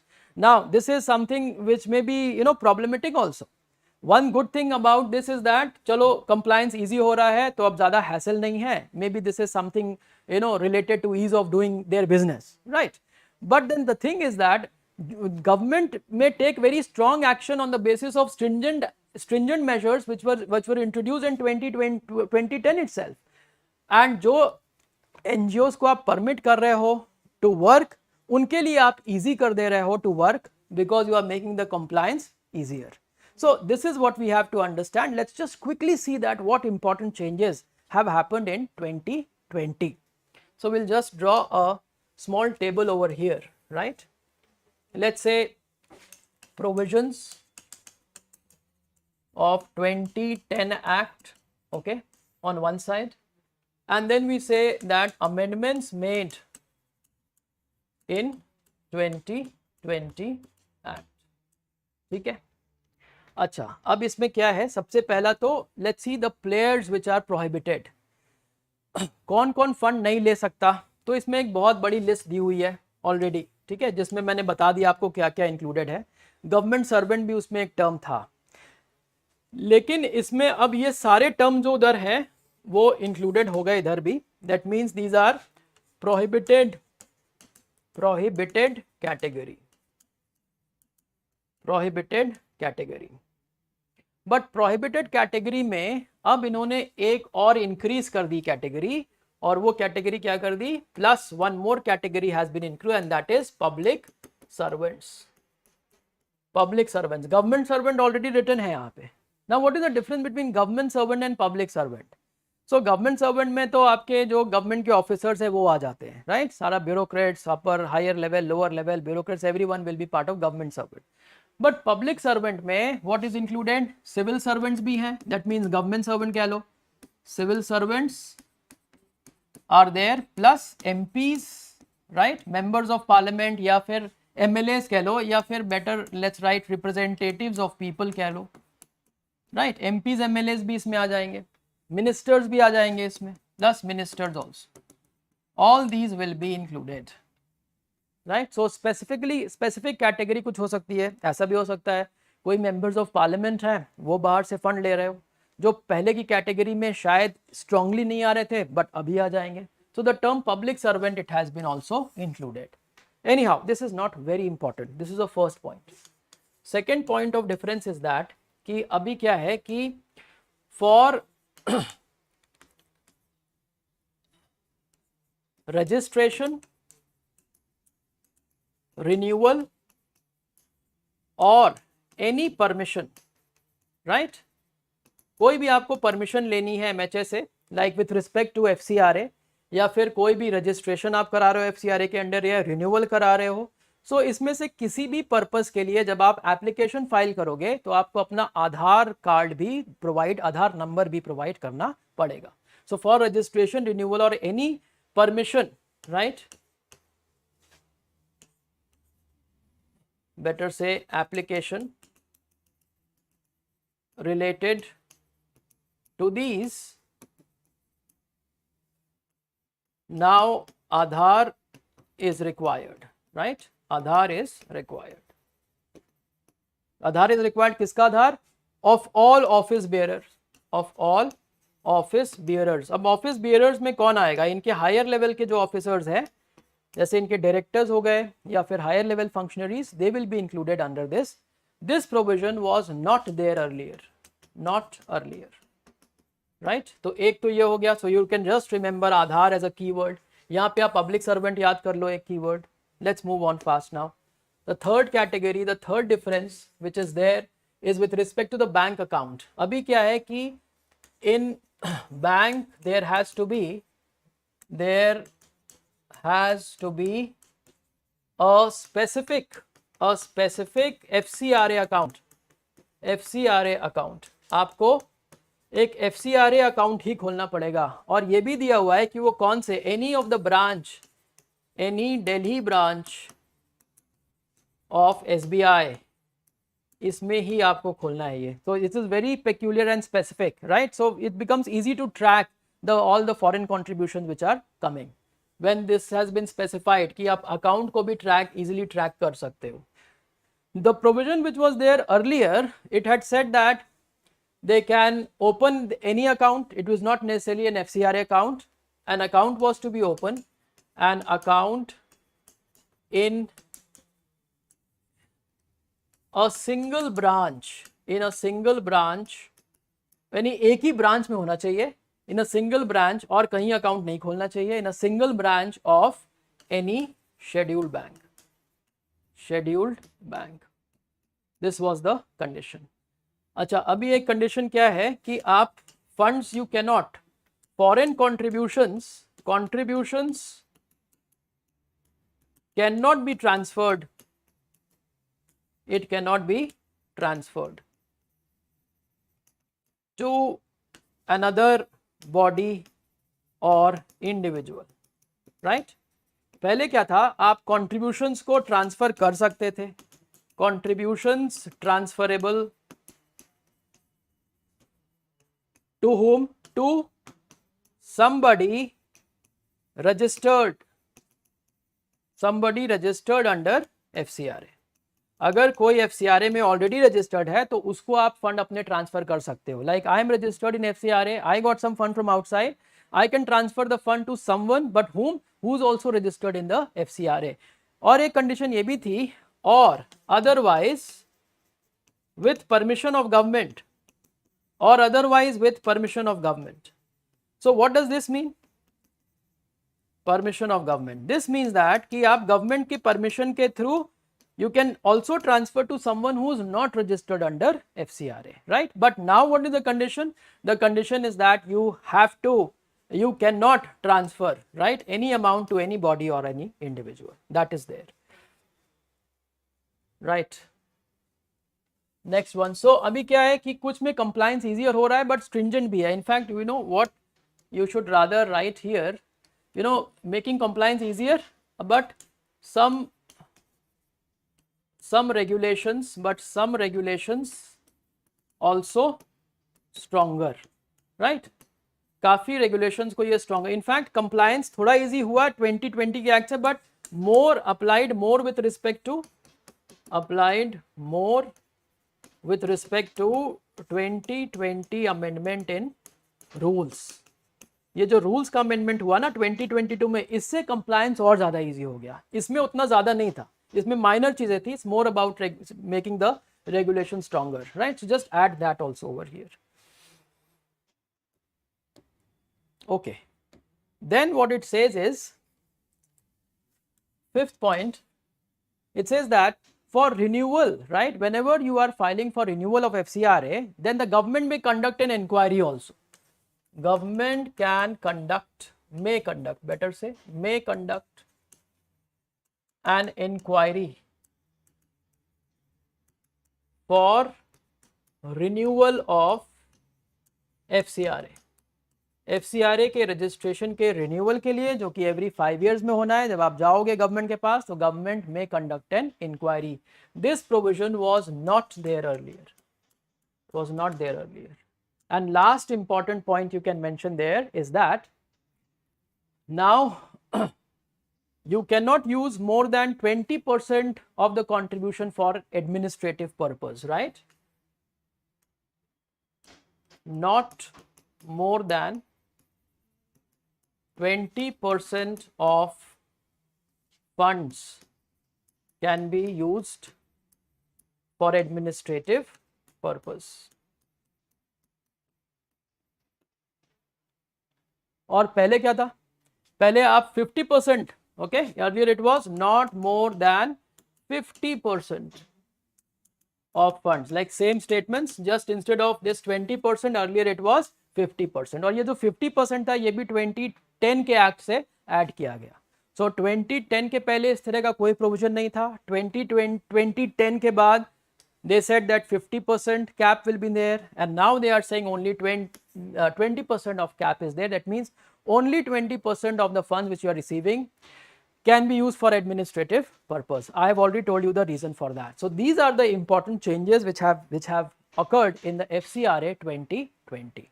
Now let us quickly also see the amendments in rules. Amendment in FCRA rules 2022. आपको ये पता है कि जब भी कोई लॉ बनता है तो उसके और ज़्यादा डिटेल्स होते हैं वो रूल्स में दिए होते हैं, right? So we have made FCRA as an act, law of the parliament, then further rules have been made. तो पहले से रूल्स बने हुए थे, 76 के एक्ट के बाद रूल्स बने थे, 10 के एक्ट के बाद रूल्स बने थे, 2015 में अमेंडमेंट हुआ था रूल्स का. Related to that, a question was also asked in the exam. So now there is an amendment in the rules in the year 2022. So what are important? There are 3 important changes. पहला ये है कि अब इसमें क्या हुआ, overall you can say that compliance has been made easier, as I said earlier. How the compliance has been made easier? First of all, it says that the detailed submission with respect to funds, sources of funds, and date of receipt, right? Detailed submission with respect to these to MHA now only annually.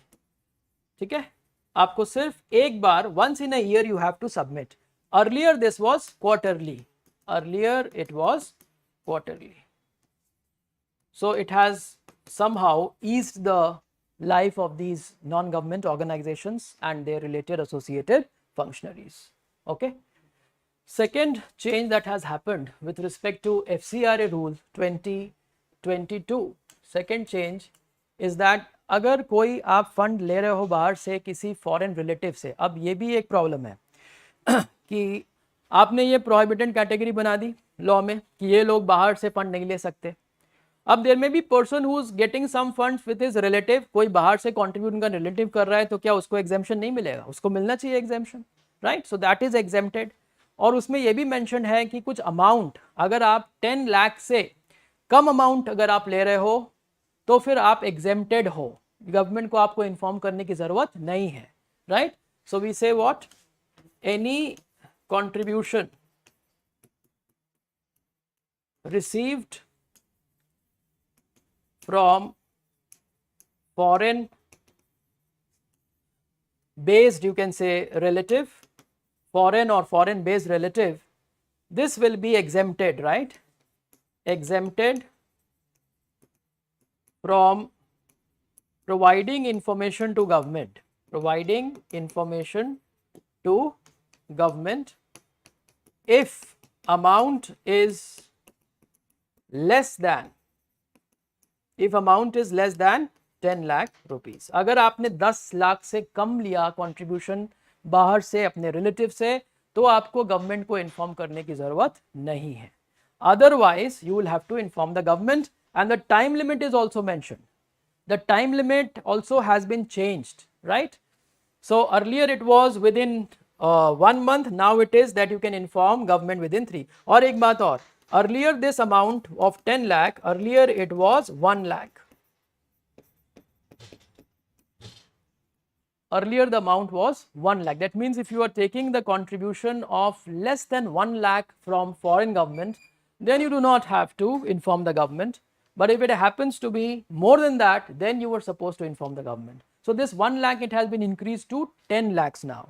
So you can easily take this amount of up to 10 lakh without informing the government. और इससे related the time limit also has been changed. Earlier you can say time limit for information to the government, for informing government, the time limit earlier was how much? Earlier it was 1 month, and now the time limit has been changed to 3 months, right? और एक provision इसमें यह है कि there have been compounding of certain offences. अब इसका detail में जाने का जरूरत नहीं है. Compounding of offences means that कुछ ऐसे ऑफेंसेस जो आप एक्ट में करते हो लेकिन बाद में they are not, maybe someone is ready to pay the compensation and all that, so your offense is compounded, right? So in that case there are number of such offenses which have been, so compounding of offenses has increased, right?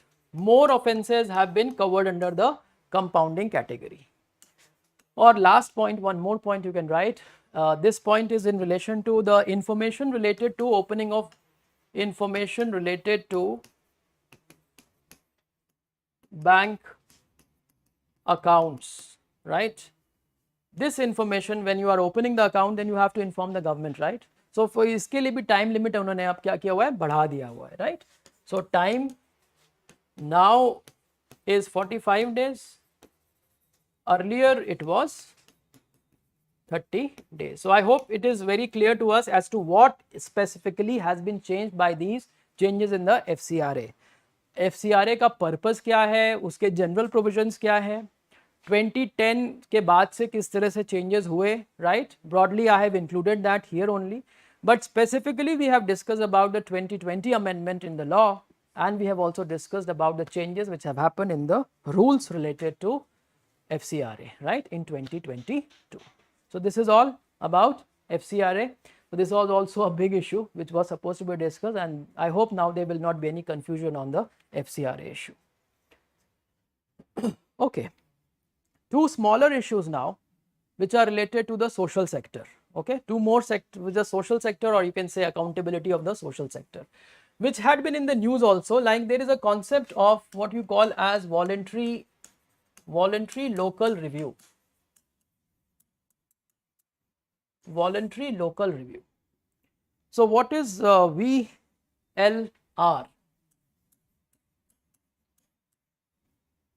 voluntary local review. What is this concept? This has happened in case of in relation to the sustainable development goals. We are just trying to understand what is the concept of voluntary local review. It is something very similar to social audit,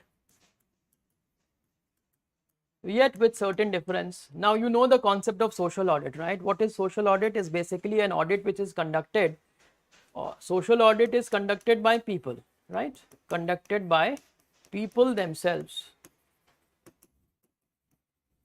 And when they are conducting the social audit, of course, they require some kind of an institutional mechanism for the conduct of the social audit. So majorly Gram Sabha as a body can conduct it, or some NGOs and all these people can participate, right? So there may be a number of ways in which this can be conducted. And social audit, the purpose is to study assessment, impact, and even improvement in delivery of government's, you can say government's schemes or programs. Government schemes or programs. Right. That's a general understanding of social audit. Now here we are talking about voluntary local review. So voluntary local review is basically a detailed assessment, a detailed local assessment of performance indicators,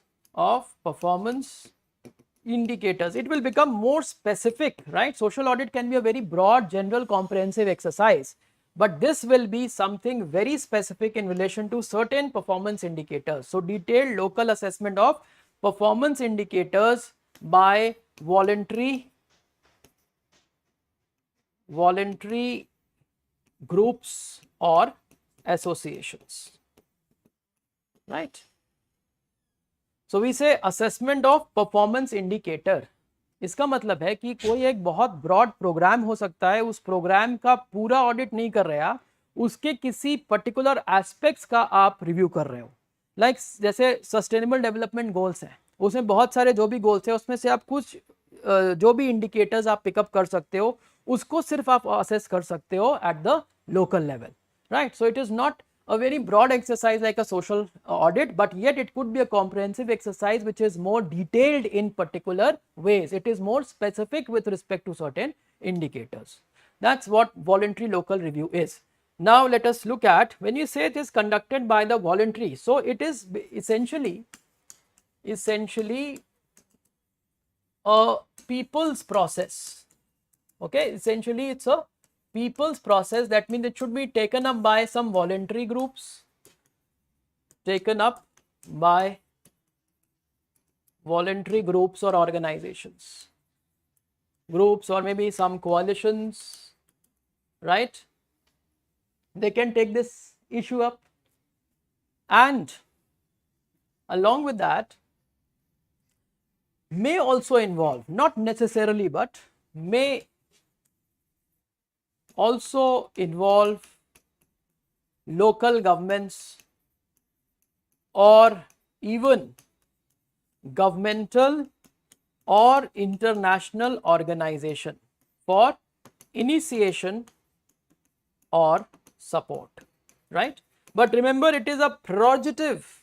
Who will conduct, who is supposed to conduct? It should be ideally conducted by voluntary organizations, right? Or some kind of spontaneous coalition which emerges of the people at the local level. They should conduct the voluntary local review, and it should not be actually taken up by the government. But it happens that in those countries, especially, like what happens, जो develop countries होंगे, जैसे sustainable development goal है, उसके कुछ indicators जैसे जो cities में ज़्यादा इम्पैक्ट करते हैं उसको आप लोकल लेवल पे रिव्यू कर सकते हो, ठीक है? So you will pick up specific indicators which are more connected to the lives of the people in the city, and you can conduct a voluntary local review. अब क्या होगा कि जो डेवलप्ड कंट्रीज है वहाँ पर civil society is quite evolve, right? They have this capacity that they can conduct such a review.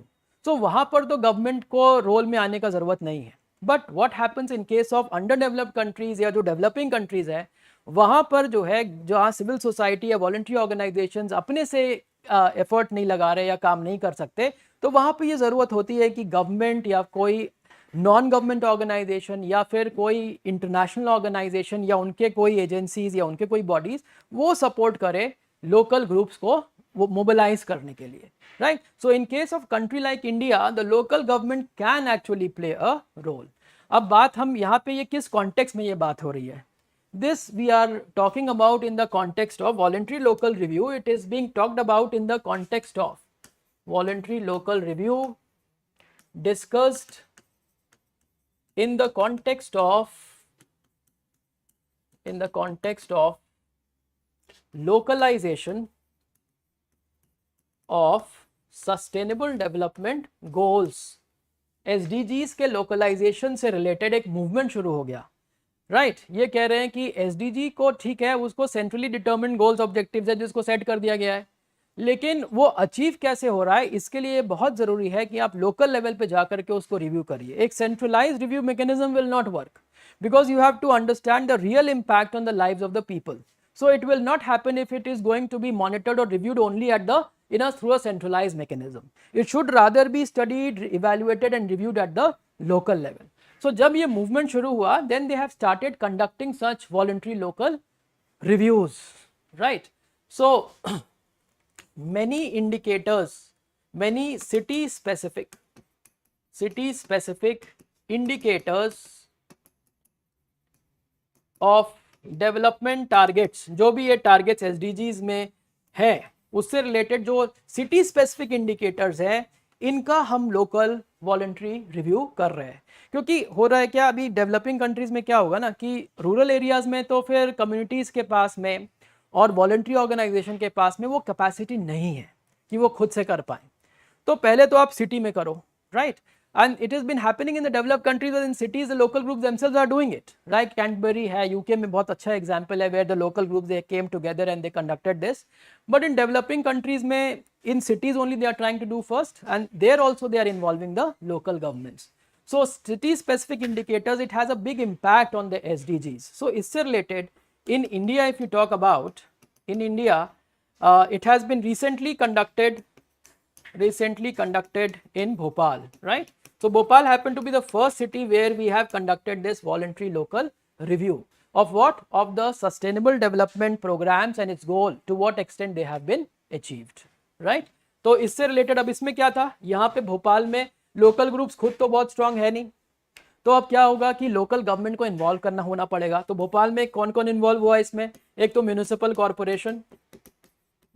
Corporation plus a UN Habitat, that's an international organization, plus there were local stakeholders who got involved. अब भोपाल में बहुत सारा progress किया है solid waste management से related. They have progressed a lot with respect to public transportation and all. So they have shown some wonderful performance when this local review has been done, right? It has actually impacted the lives of the people at the local level. So that is the idea of what voluntary local review is all about. So the difference with social audit is that voluntary local review is more specific, is more indicator specific. Within a very broad comprehensive program also, you can take up only certain areas whose review you are doing at the local level, whereas social audit will be more comprehensive overall and more general an exercise. So this was one of the issues, and one more issue is that in Rajasthan we have seen that the government has come up with a social and performance audit authority, right? Now इसका एक, अब ये बहुत specific हो गया because only Rajasthan government has established this, but generally इस तरह की और भी audit agencies established, social audit agencies they have been established in other state. So overall अब ये क्वेश्चन आ सकता है कि सोशल ऑडिट से रिलेटेड क्या इंस्टीट्यूशनल मैकेनिज्म एस्टैब्लिश किए गए, right? May be in different states. So one of it is there in Rajasthan. So recently established in Rajasthan. When I say recently, then it is like all these issues which I am discussing are the developments over the period of around 2 years, right? And sometime even more than that, because अभी क्या हुआ, questions आपके governance से कोई बहुत immediate जरूरी नहीं कि 3 months और 4 months और may B this year itself something great has happened, but anything that's happened in the past 2 3 4 years, questions can be asked. So recently establish in Rajasthan. अब अच्छा, इसका पर्पस क्या है? इसमें दो तरह के ऑडिट हो रहे हैं, right? So they have establish an authority. Okay, this authority to conduct what audit? To conduct two different types of audit. One is what you call as social audit और दूसरा हो गया परफॉर्मेंस ऑडिट. अच्छा, अब performance audit और social audit में क्या difference है? Performance audit is part of the technical audit. जैसे even CAG can conduct and it does conduct many a times performance audit. Performance audit is the performance of the expenditure which has been released, right? So this happens to be more technical and financial in orientation, right? In performance audit, we are looking at what is the impact of expenditure of that particular amount. आपने जो पैसा खर्चा किया उससे कुछ performance हो रहा है कि नहीं हो रहा, कुछ इम्पैक्ट आ रहा है कि नहीं आ रहा, that is the performance audit. Social audit में आप पूरे स्कीम को या प्रोग्राम को या पॉलिसी को ही ऑडिट कर रहे हो. It's a comprehensive audit, right? And it is not technical. It can be technical also, but it is not specifically only technical.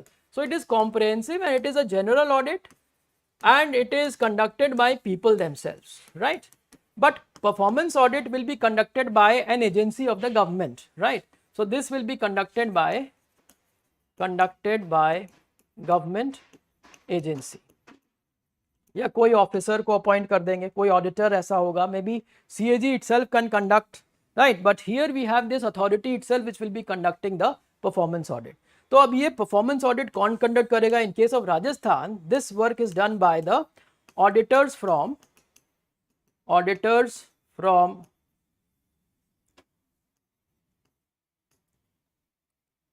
the planning department, right? Auditors will be from the planning department who will be conducting this performance audit. और इसका basically purpose वही है, same जो purpose social audit का overall है, कि किसी भी गवर्नमेंट के स्कीम्स का या प्रोग्राम्स का इम्पैक्ट लोगों पे क्या हो रहा है, इसको डिस्कस करना.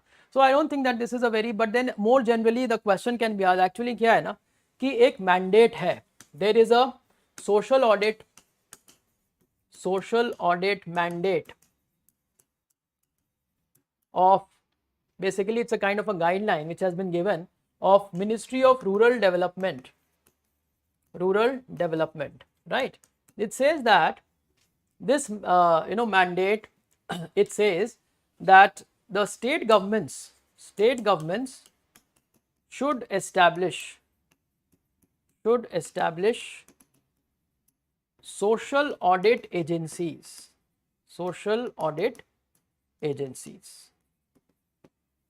State governments should establish social audit agencies. और ये एजेंसीज अलग अलग स्टेट्स में अलग अलग नाम से इनको they can be called by, and mainly it is for what purpose? Mainly for conducting social audit of MG-NREGS, right? MG-NREGS के सोशल ऑडिट के कंडक्ट के लिए मोस्टली इसको एस्टैब्लिश. अब बहुत सारे स्टेट्स में लाइक आंध्र प्रदेश में है, तेलंगाना में है, right? We have it in Meghalaya, Rajasthan में भी आ गया. So these are the states where they have already been established. So if a question comes also on social audit, you can write all of these things as the recent changes which are there or initiatives of the state governments which have been taken for its conduct. Okay, so this was it as far as the mostly from voluntary sector related issues that were there. और अब एक let's discuss one more issue now finally, which is related to the let's say performances and indices, right? Indices and performance. और इसमें we can also discuss some role of NITI Aayog will also be there, क्योंकि उससे एक नया paradigm आ रहा है, governance का, development का भी एक नया पैराडाइम आ रहा है. We can say we can evolve it from the stances or from the initiatives which have been taken up by NITI Aayog. So what is that? Let's first try to understand this. When we say that NITI Aayog का governance के ऊपर क्या impact हो रहा है, या और फिर जो नीति आयोग का मैंडेट है, विजन है, जो ऑब्जेक्टिव है, उससे गवर्नेंस के ऊपर क्या इम्पैक्ट हो रहा है. तो NITI Aayog, first and foremost, please understand that NITI Aayog is trying to promote two things. One is that it is trying to promote cooperative federalism, and more than that it is trying to promote competitive federalism. तो एक principal जो नीति आयोग बहुत ज्यादा promote कर रहा है is to generate competition. अब ये कंपटीशन किस तरीके का है और किसके बीच में होगा, right? So let us try to broadly understand all of these things like indices and performance. Is a larger mandate of a new, you can say, new initiatives with respect to governance, especially in which sector? Especially in the developmental sector. In the developmental sector, right? And some of it is the initiative of Niti Aayog. Niti Aayog is trying to generate competition also. Competition. It is trying to generate partnerships also, right? एक तो competition और दूसरा partnership. अब partnership and competition both are important for governance. And how it is related with governance? तो partnership की जहां तक बात है तो partnership is among different sectors. Now when I say sectors, I am not talking about functional sectors over here. Okay, it is partnership among different institutional sectors. हम बात कर रहे हैं किन सेक्टर्स की? इंस्टीट्यूशनल सेक्टर्स की. इंस्टीट्यूशनल सेक्टर्स मतलब public sector, private sector और वॉलंटरी सेक्टर हो गया. सो पब्लिक, प्राइवेट और वॉलंटरी सेक्टर. अब इनके बीच में NITI Aayog is trying to generate these partnership and promote those partnership, right? One thing it is trying to do is this. Second, it is trying to generate competition. Competition may again be of two types. What two types of competition is being generated? We can call this competition, first of all, we can call this as intergovernmental competition, right? It can be intergovernmental competition or it can be intragovernmental competition. Intergovernmental competition and intragovernmental competition. अब ये क्या है? Inter governmental competition मतलब एक government का दूसरे government से, right? अब दो तरह के अगर सिमिलर गवर्नमेंट्स हैं तो उन्हीं के बीच में कंपटीशन होगा. लाइक स्टेट गवर्नमेंट्स का हो सकता है एक दूसरे के साथ में, लोकल गवर्नमेंट्स का हो सकता है एक दूसरे के. लोकल गवर्नमेंट में कंपटीशन होगा तो एक ही स्टेट के अंदर डिफरेंट लोकल गवर्नमेंट्स का कंपटीशन होना चाहिए. ऐसा नहीं होना चाहिए कि एक लोकल गवर्नमेंट एक स्टेट का और दूसरा लोकल गवर्नमेंट दूसरे स्टेट का उसमें हो, बिकॉज उसमें तो बहुत डिफरेंस होगा, उनका total way of working he different होगा, राइट? सो अगर आपको स्टेट गवर्नमेंट का तो किसी के साथ भी कंपटीशन होगा, बट लोकल गवर्नमेंट का competition will be happening with in the state. So this will B inter governmental competition. और इंट्रा गवर्नमेंटल कंपटीशन हो गया जैसे एजेंसीज का, एक ही गवर्नमेंट के अलग अलग मिनिस्ट्रीज और डिपार्टमेंट्स का आपस में कंपटीशन, राइट? तो these both these kind of competition is being promoted by NITI Aayog. अब कंपटीशन के वजह से क्या होगा? दो चीज हो सकती है. So if we are focusing upon this competitive, let's say, idea of competitive governance, okay, मैं इसको यहाँ पे competitive federalism नहीं लिख रहा हूँ. Let's write it as competitive governance. Among different institutions we are trying to promote competition. तो competitive governance में क्या होगा? Let's see this. Competitive governance में क्या होगा? There can be two things which can happen. एक तो आप कॉम्पिटिटिव रैंकिंग्स एस्टैब्लिश करोगे, right? One is there will be ranking of governments और ऑर्गेनाइजेशंस, राइट? एक तो ये होगा. और जब रैंकिंग होगा तो क्या होगा? कोई सम एजेंसीज और some organisation are performing better, some are left out. तो जो लेफ्ट आउट हो रहा है उसको आपको क्या करना पड़ेगा? एक hand holding, there has to be a hand holding approach towards whom? Towards those lagging behind, right? Towards those lagging behind. इसके लिए आपको कुछ extra effort, like central government can see that okay there are certain states which are lagging behind, so they need some extra support. State government can see that okay there are certain districts which are lagging behind, they need extra support. So this way they will have to provide some kind of extra support for those which are lagging behind. अब जैसे example बताता हूँ आपको इसमें. एक example हो सकता है जो डेल्टा रैंकिंग होता है, delta ranking in case of aspirational district. So I will briefly discuss this program also. Aspirational, अभी तो block aspirational block program भी आ गया है. So delta ranking aspirational district program. So इससे क्या पता चल रहा है कि कौन कौन से डिस्ट्रिक्ट जो लेफ्ट आउट हो रहे हैं, राइट? सो एक्स्ट्रा एफर्ट चाहिए होगा, राइट, स्टेट गवर्नमेंट का toward certain district. So on that basis state government can provide extra support, right? And extra support किसको? Maybe the districts which may be. So कुछ एक अलग strategy बनानी पड़ेगी state government को with respect to the delivery of the programs या implementation of programs and schemes, जिसके through जो district lag कर रहे हैं उनको कुछ वो support कर सके. So that is there. Second aspect is, apart from that, I mean, we'll just write one more point below this delta ranking thing, is that, generating coordination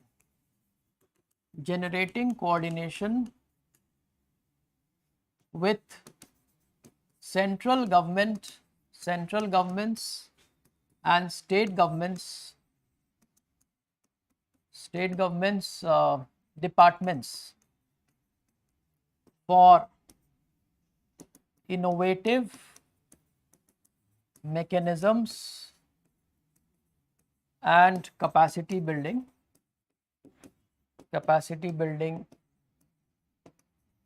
measures, right? Even कुछ comprehensive review framework भी बना सकते हैं ये, just to find out as to why, what are the reasons that certain areas are lagging behind. Now who will generate this coordination? This coordination to be generated by NITI Aayog, right? So ये एक नीति आयोग का effort है कि इस तरह से ये coordinate कर सके एजेंसीज को, सेंटर और स्टेट को, and then tell them that in what areas, may be in the district or in certain states, what is lagging behind. तो एक तो ये हो गया hand holding. Now this side we have written rankings. अब rankings के basis पे क्या हुआ, Niti Aayog has come up with number of, Niti Aayog it has come up with a number of different types of indexes, or better say indices, not index, indices. What are those index? Let us see that. These indices, just the example, you have to just mention some of these. These are just factual information, right? But then the concept you should understand, right, as to what exactly is happening as far as the governance paradigm is concerned. So first one is the school quality, better say school education quality index है एक, right? दूसरा है state health index. Third one is composite water resource index. Let's see, the government has come up with many initiatives, at the central level also for the rejuvenation of so many different water bodies and all that. Now they can see that, okay, which state is performing better on the basis of generating this competition. So composite water resource index is there. Sustainable development goals index is there.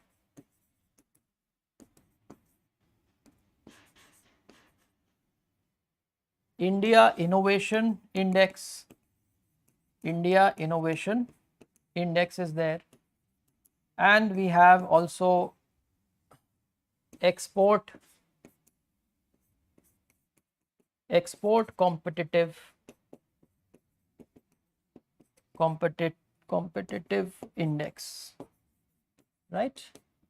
So these are some of the indexes. All these indexes like the state level, I mean they are looking at the competition of the states, right?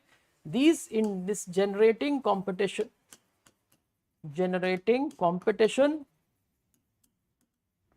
among states. Now there are some more also. This is the NITI Aayog. अच्छा, कुछ ऐसे भी index NITI Aayog ने बोला है but वो implement कहीं और से हो रहा है, ऐसे भी इंडेक्स हैं कई सारे. बट एक बहुत इंपॉर्टेंट इंडेक्स है which we will just need to discuss a little more detail here is what you call as the good governance index. Good governance index, right? This is a topic in itself. So what is it about? Good governance index launched by DARPG. Now ये आप लोग जान लो ये बात कि DARPG is perhaps the most important organization for governance, क्योंकि जो भी रिफॉर्म हो रहा है एडमिनिस्ट्रेशन में या एडमिनिस्ट्रेटिव प्रोसेस में या गवर्नेंस के प्रोसेस में, कहीं ना कहीं वो DARPG के एफर्ट से रिलेटेड है. That is Department of Administrative Reforms and Public Grievances, which is under the Ministry of Personal and Public Grievance and Pensions, right? So launched by DRPG in which year? In the year 2019. What is the purpose? Is basically to come up with, to study, right? Broadly speaking, to study the impact, right, of central government and state governments interventions. Now interventions, when we say interventions, we are talking about programs or policies, sometimes even projects of these central government or state government. How are they performing, right? And we are going to make an assessment. Assessment of what?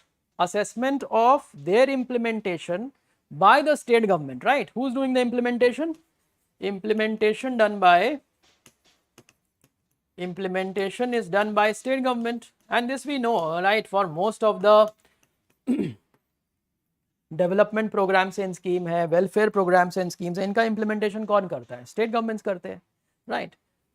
लेकिन वो programme और scheme है किसके?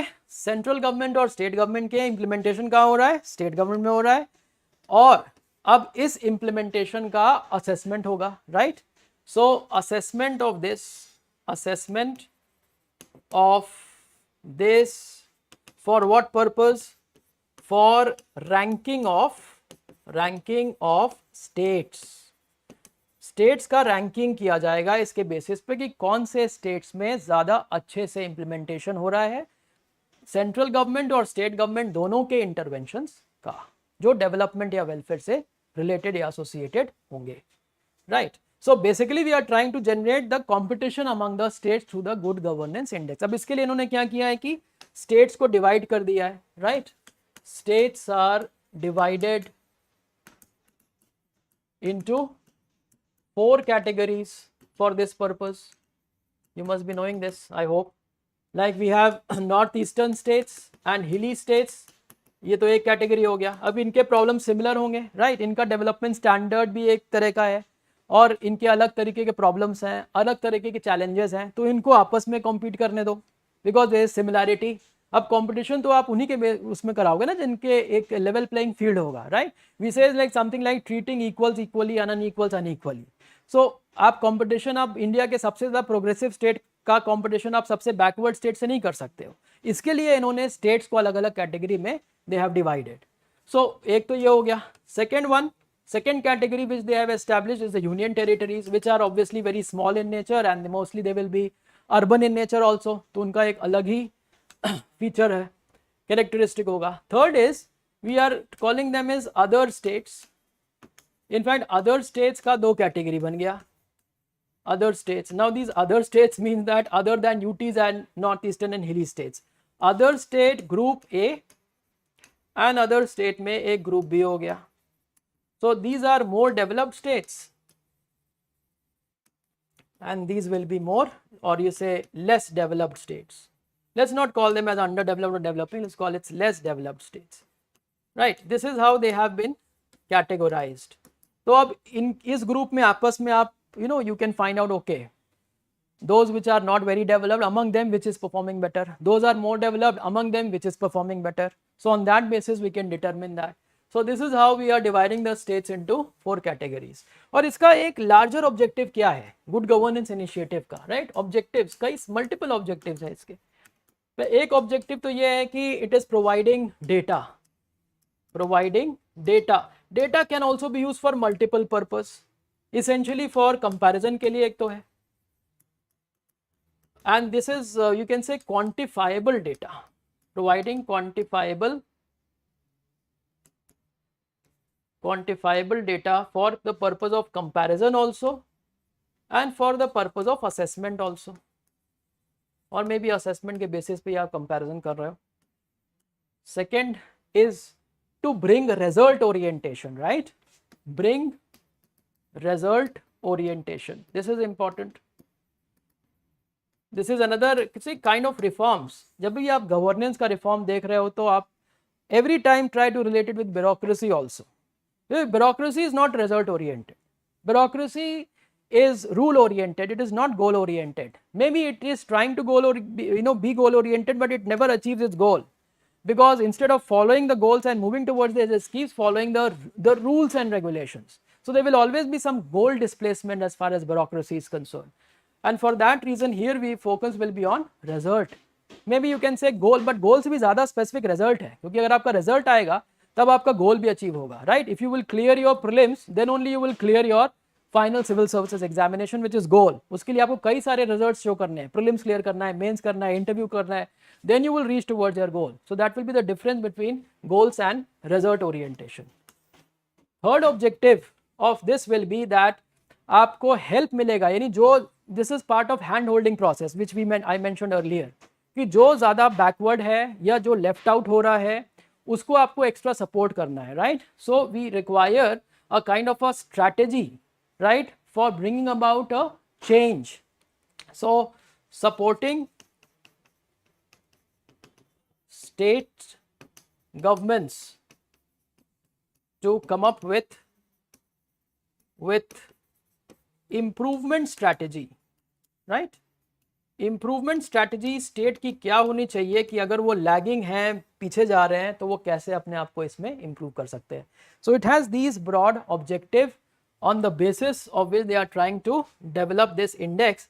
अब इसमें last thing which you should also know is that they are covering 10 sectors over here, right? 10 sectors हैं और उस सेक्टर्स में 58 इंडिकेटर्स हैं.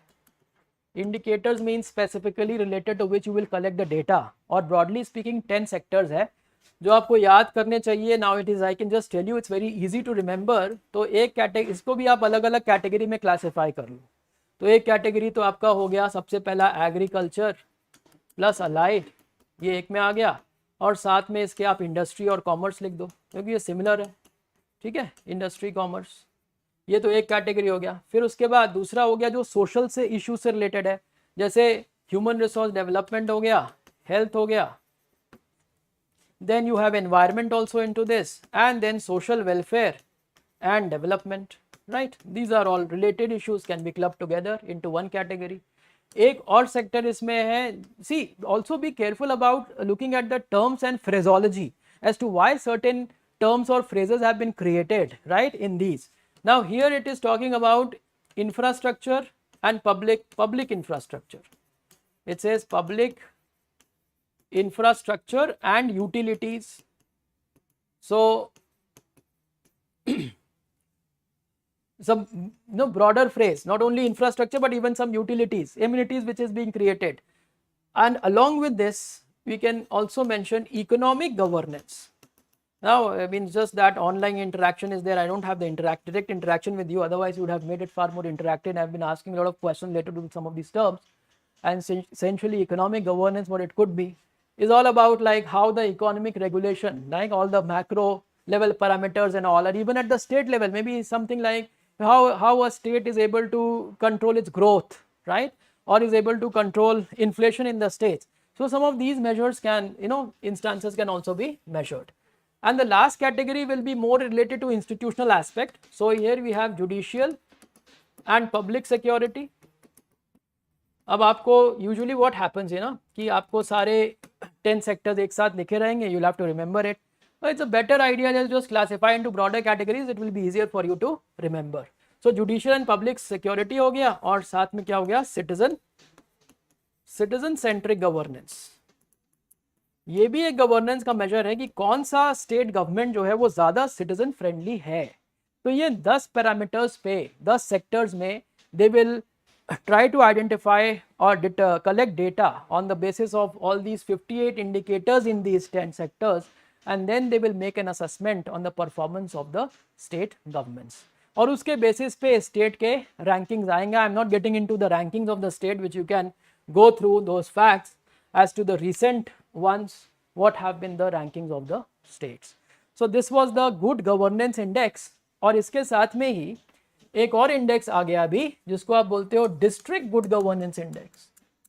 Now this is interesting, district good governance index. अच्छा, गुड गवर्नेंस इंडेक्स का रिलेशनशिप है district good governance index से. How is it? Now you see, in good governance index we are competing, making the states compete with each other, right? We are trying to figure out the relative position of all the states in terms of performance. हम कोशिश कर रहे हैं जानने की कि state का performance कैसा है with respect to other state. तो अब बात कर रहे हैं हम डिस्ट्रिक्ट गुड गवर्नेंस इंडेक्स की. तो डिस्ट्रिक्ट गुड गवर्नेंस इंडेक्स में हम इंट्रा स्टेट एस्पेक्ट पे फोकस करेंगे, यानी एक ही स्टेट के अंदर कुछ डिस्ट्रिक्ट ज्यादा अच्छा परफॉर्म कर रहे हैं और कुछ डिस्ट्रिक्ट खराब परफॉर्म कर रहे हैं. So for that purpose, this will be state level exercise, isn't it? State level exercise. और इसमें भी हम सारे प्रोग्राम्स और स्कीम्स कवर करेंगे. इसमें सेंट्रल गवर्नमेंट के इनिशिएटिव भी होंगे, स्टेट गवर्नमेंट के इनिशिएटिव भी होंगे, बट हम कंपेयर किसको कर रहे हैं? हम सारे डिस्ट्रिक्ट्स को कंपेयर कर रहे हैं, those which are following in a particular state. So this has been introduced recently only, introduced in 2022. Starting with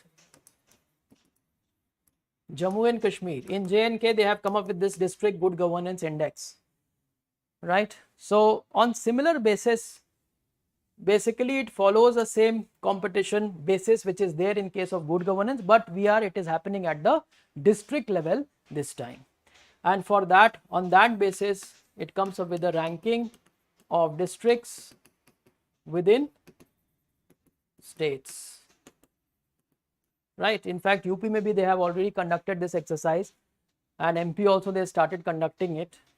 So all these one after the other, all the states will have this district level good governance index, on the basis of which they will be able to identify ranking of districts and identification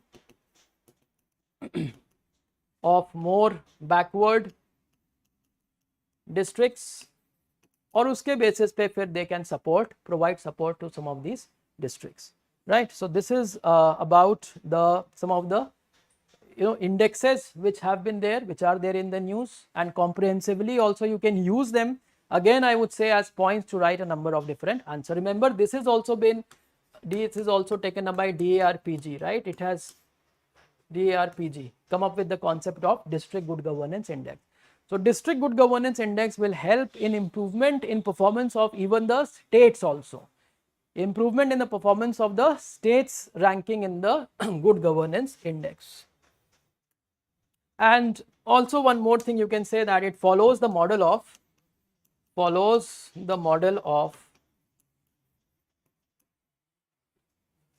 aspirational district program. So let us also look at this aspirational district program finally. More importantly, now they have launched the aspiration block programs, because of which there can be a question now. Aspirational district program. Yes, aspirational district program. So aspirational districts, and this aspirational word is also very important now, right? It's been used widely in the literature, developmental literature, or let's better say governance literature. Now more or less it is happening, the development has been overtaken by governance, which is seen as a more holistic term, because development sector anyhow is related to other areas of government also. So it's better to use the phrase governance, and aspirational phrase is used everywhere, like generating more hope with respect to the performance or expectations. So we need to be aspirational, means we will make strong and difficult targets. In fact, like you are preparing for your civil services examination and you need to have this aspirational approach, towards preparation that would motivate you more for your preparation. So aspirational district program means you are going to set up more difficult targets. You are going to work harder to achieve and quickly achieve those targets and fastly. So we say that it is about quick and effective transformation. Quick and effective transformation of more backward districts. More backward districts. What are these more backward districts? These more backward districts were at that point of time when the program was started, which was focusing upon 112 most backward districts in the country. Okay, now here we are not making a differentiation among the states per se, we are just looking at overall India and pick up 112 most backward districts there, and in these districts what we are going to do, we are going to focus on low hanging fruits. Low hanging fruits means what? There may be certain possibility of implementing or achieving certain projects faster, right, and more easily. Maybe focusing on certain sectors also which will show faster result, quick result, and will bring about a change in the lives of the people.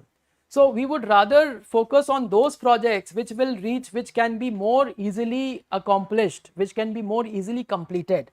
So we are going to focus there, and through what approach? Approach of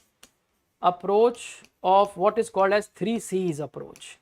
Okay, now each of these terms are important again in the overall understanding of governance. First of all, we say is there is going to be collaboration. Collaboration has to be there among different officers, right, of central government, state government, and even the district level officers, right. So there has to be, for better administrative coordination, for the faster completion of projects. Second is the convergence. Convergence is of schemes. Now it may happen that there may be some similar scheme, the central government may be running some scheme for construction of roads, state government is also running some similar schemes. Let them come together and show a better impact in a particular district. So we say convergence of schemes will be there. And third is generating competition. Competition has to be generated among the districts, right. So in these 112 districts, we will come up with a ranking in terms of their performance, what is called as delta ranking, right. I mentioned it earlier also. So delta ranking of these districts on the basis of their performance. So on this basis, we are looking at some transformation of these districts. Of course, they have, I'm not mentioning the sector which is being focused in these programs. It's pretty similar to the good governance index sectors, but lesser number of categories are there. But yes, overall there are what is called as a key performance indicators, right. Key performance indicators, what are called as KPIs. Some good number of KPIs are there. Similarly, as we have launched aspirational district program, then we have the aspirational block programs. Aspirational block programs. So we are going to look at some of the most backward of blocks in different states, and will focus on those blocks first to achieve certain targets, right. And the same principle, whatever we have mentioned over here, the similar principle will be followed now, but at the block level. And instead of key performance indicators, the term here uses KSI, key socio-economic indicators, which are much less over here in this case, or like 15 such indicators are there, socio-economic indicators, because when you go at the block level, then fewer sectors are being addressed. Many programs and schemes are implemented at the district level, which will be broader, but at the block level there will be fewer areas where the implementation is happening. So we look into those 15 socio-economic areas or KSIs indicators for measuring doing an assessment of the performance of the block. So this is all about the aspirational district and the block.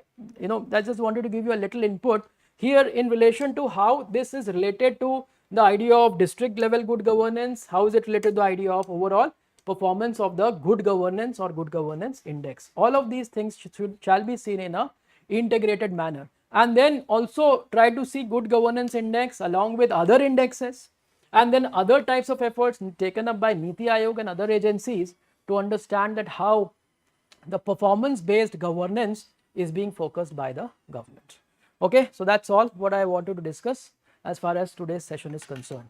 Hope this could bring some kind of meaning for all of you in this particular sector. Thank you so much. Thank you.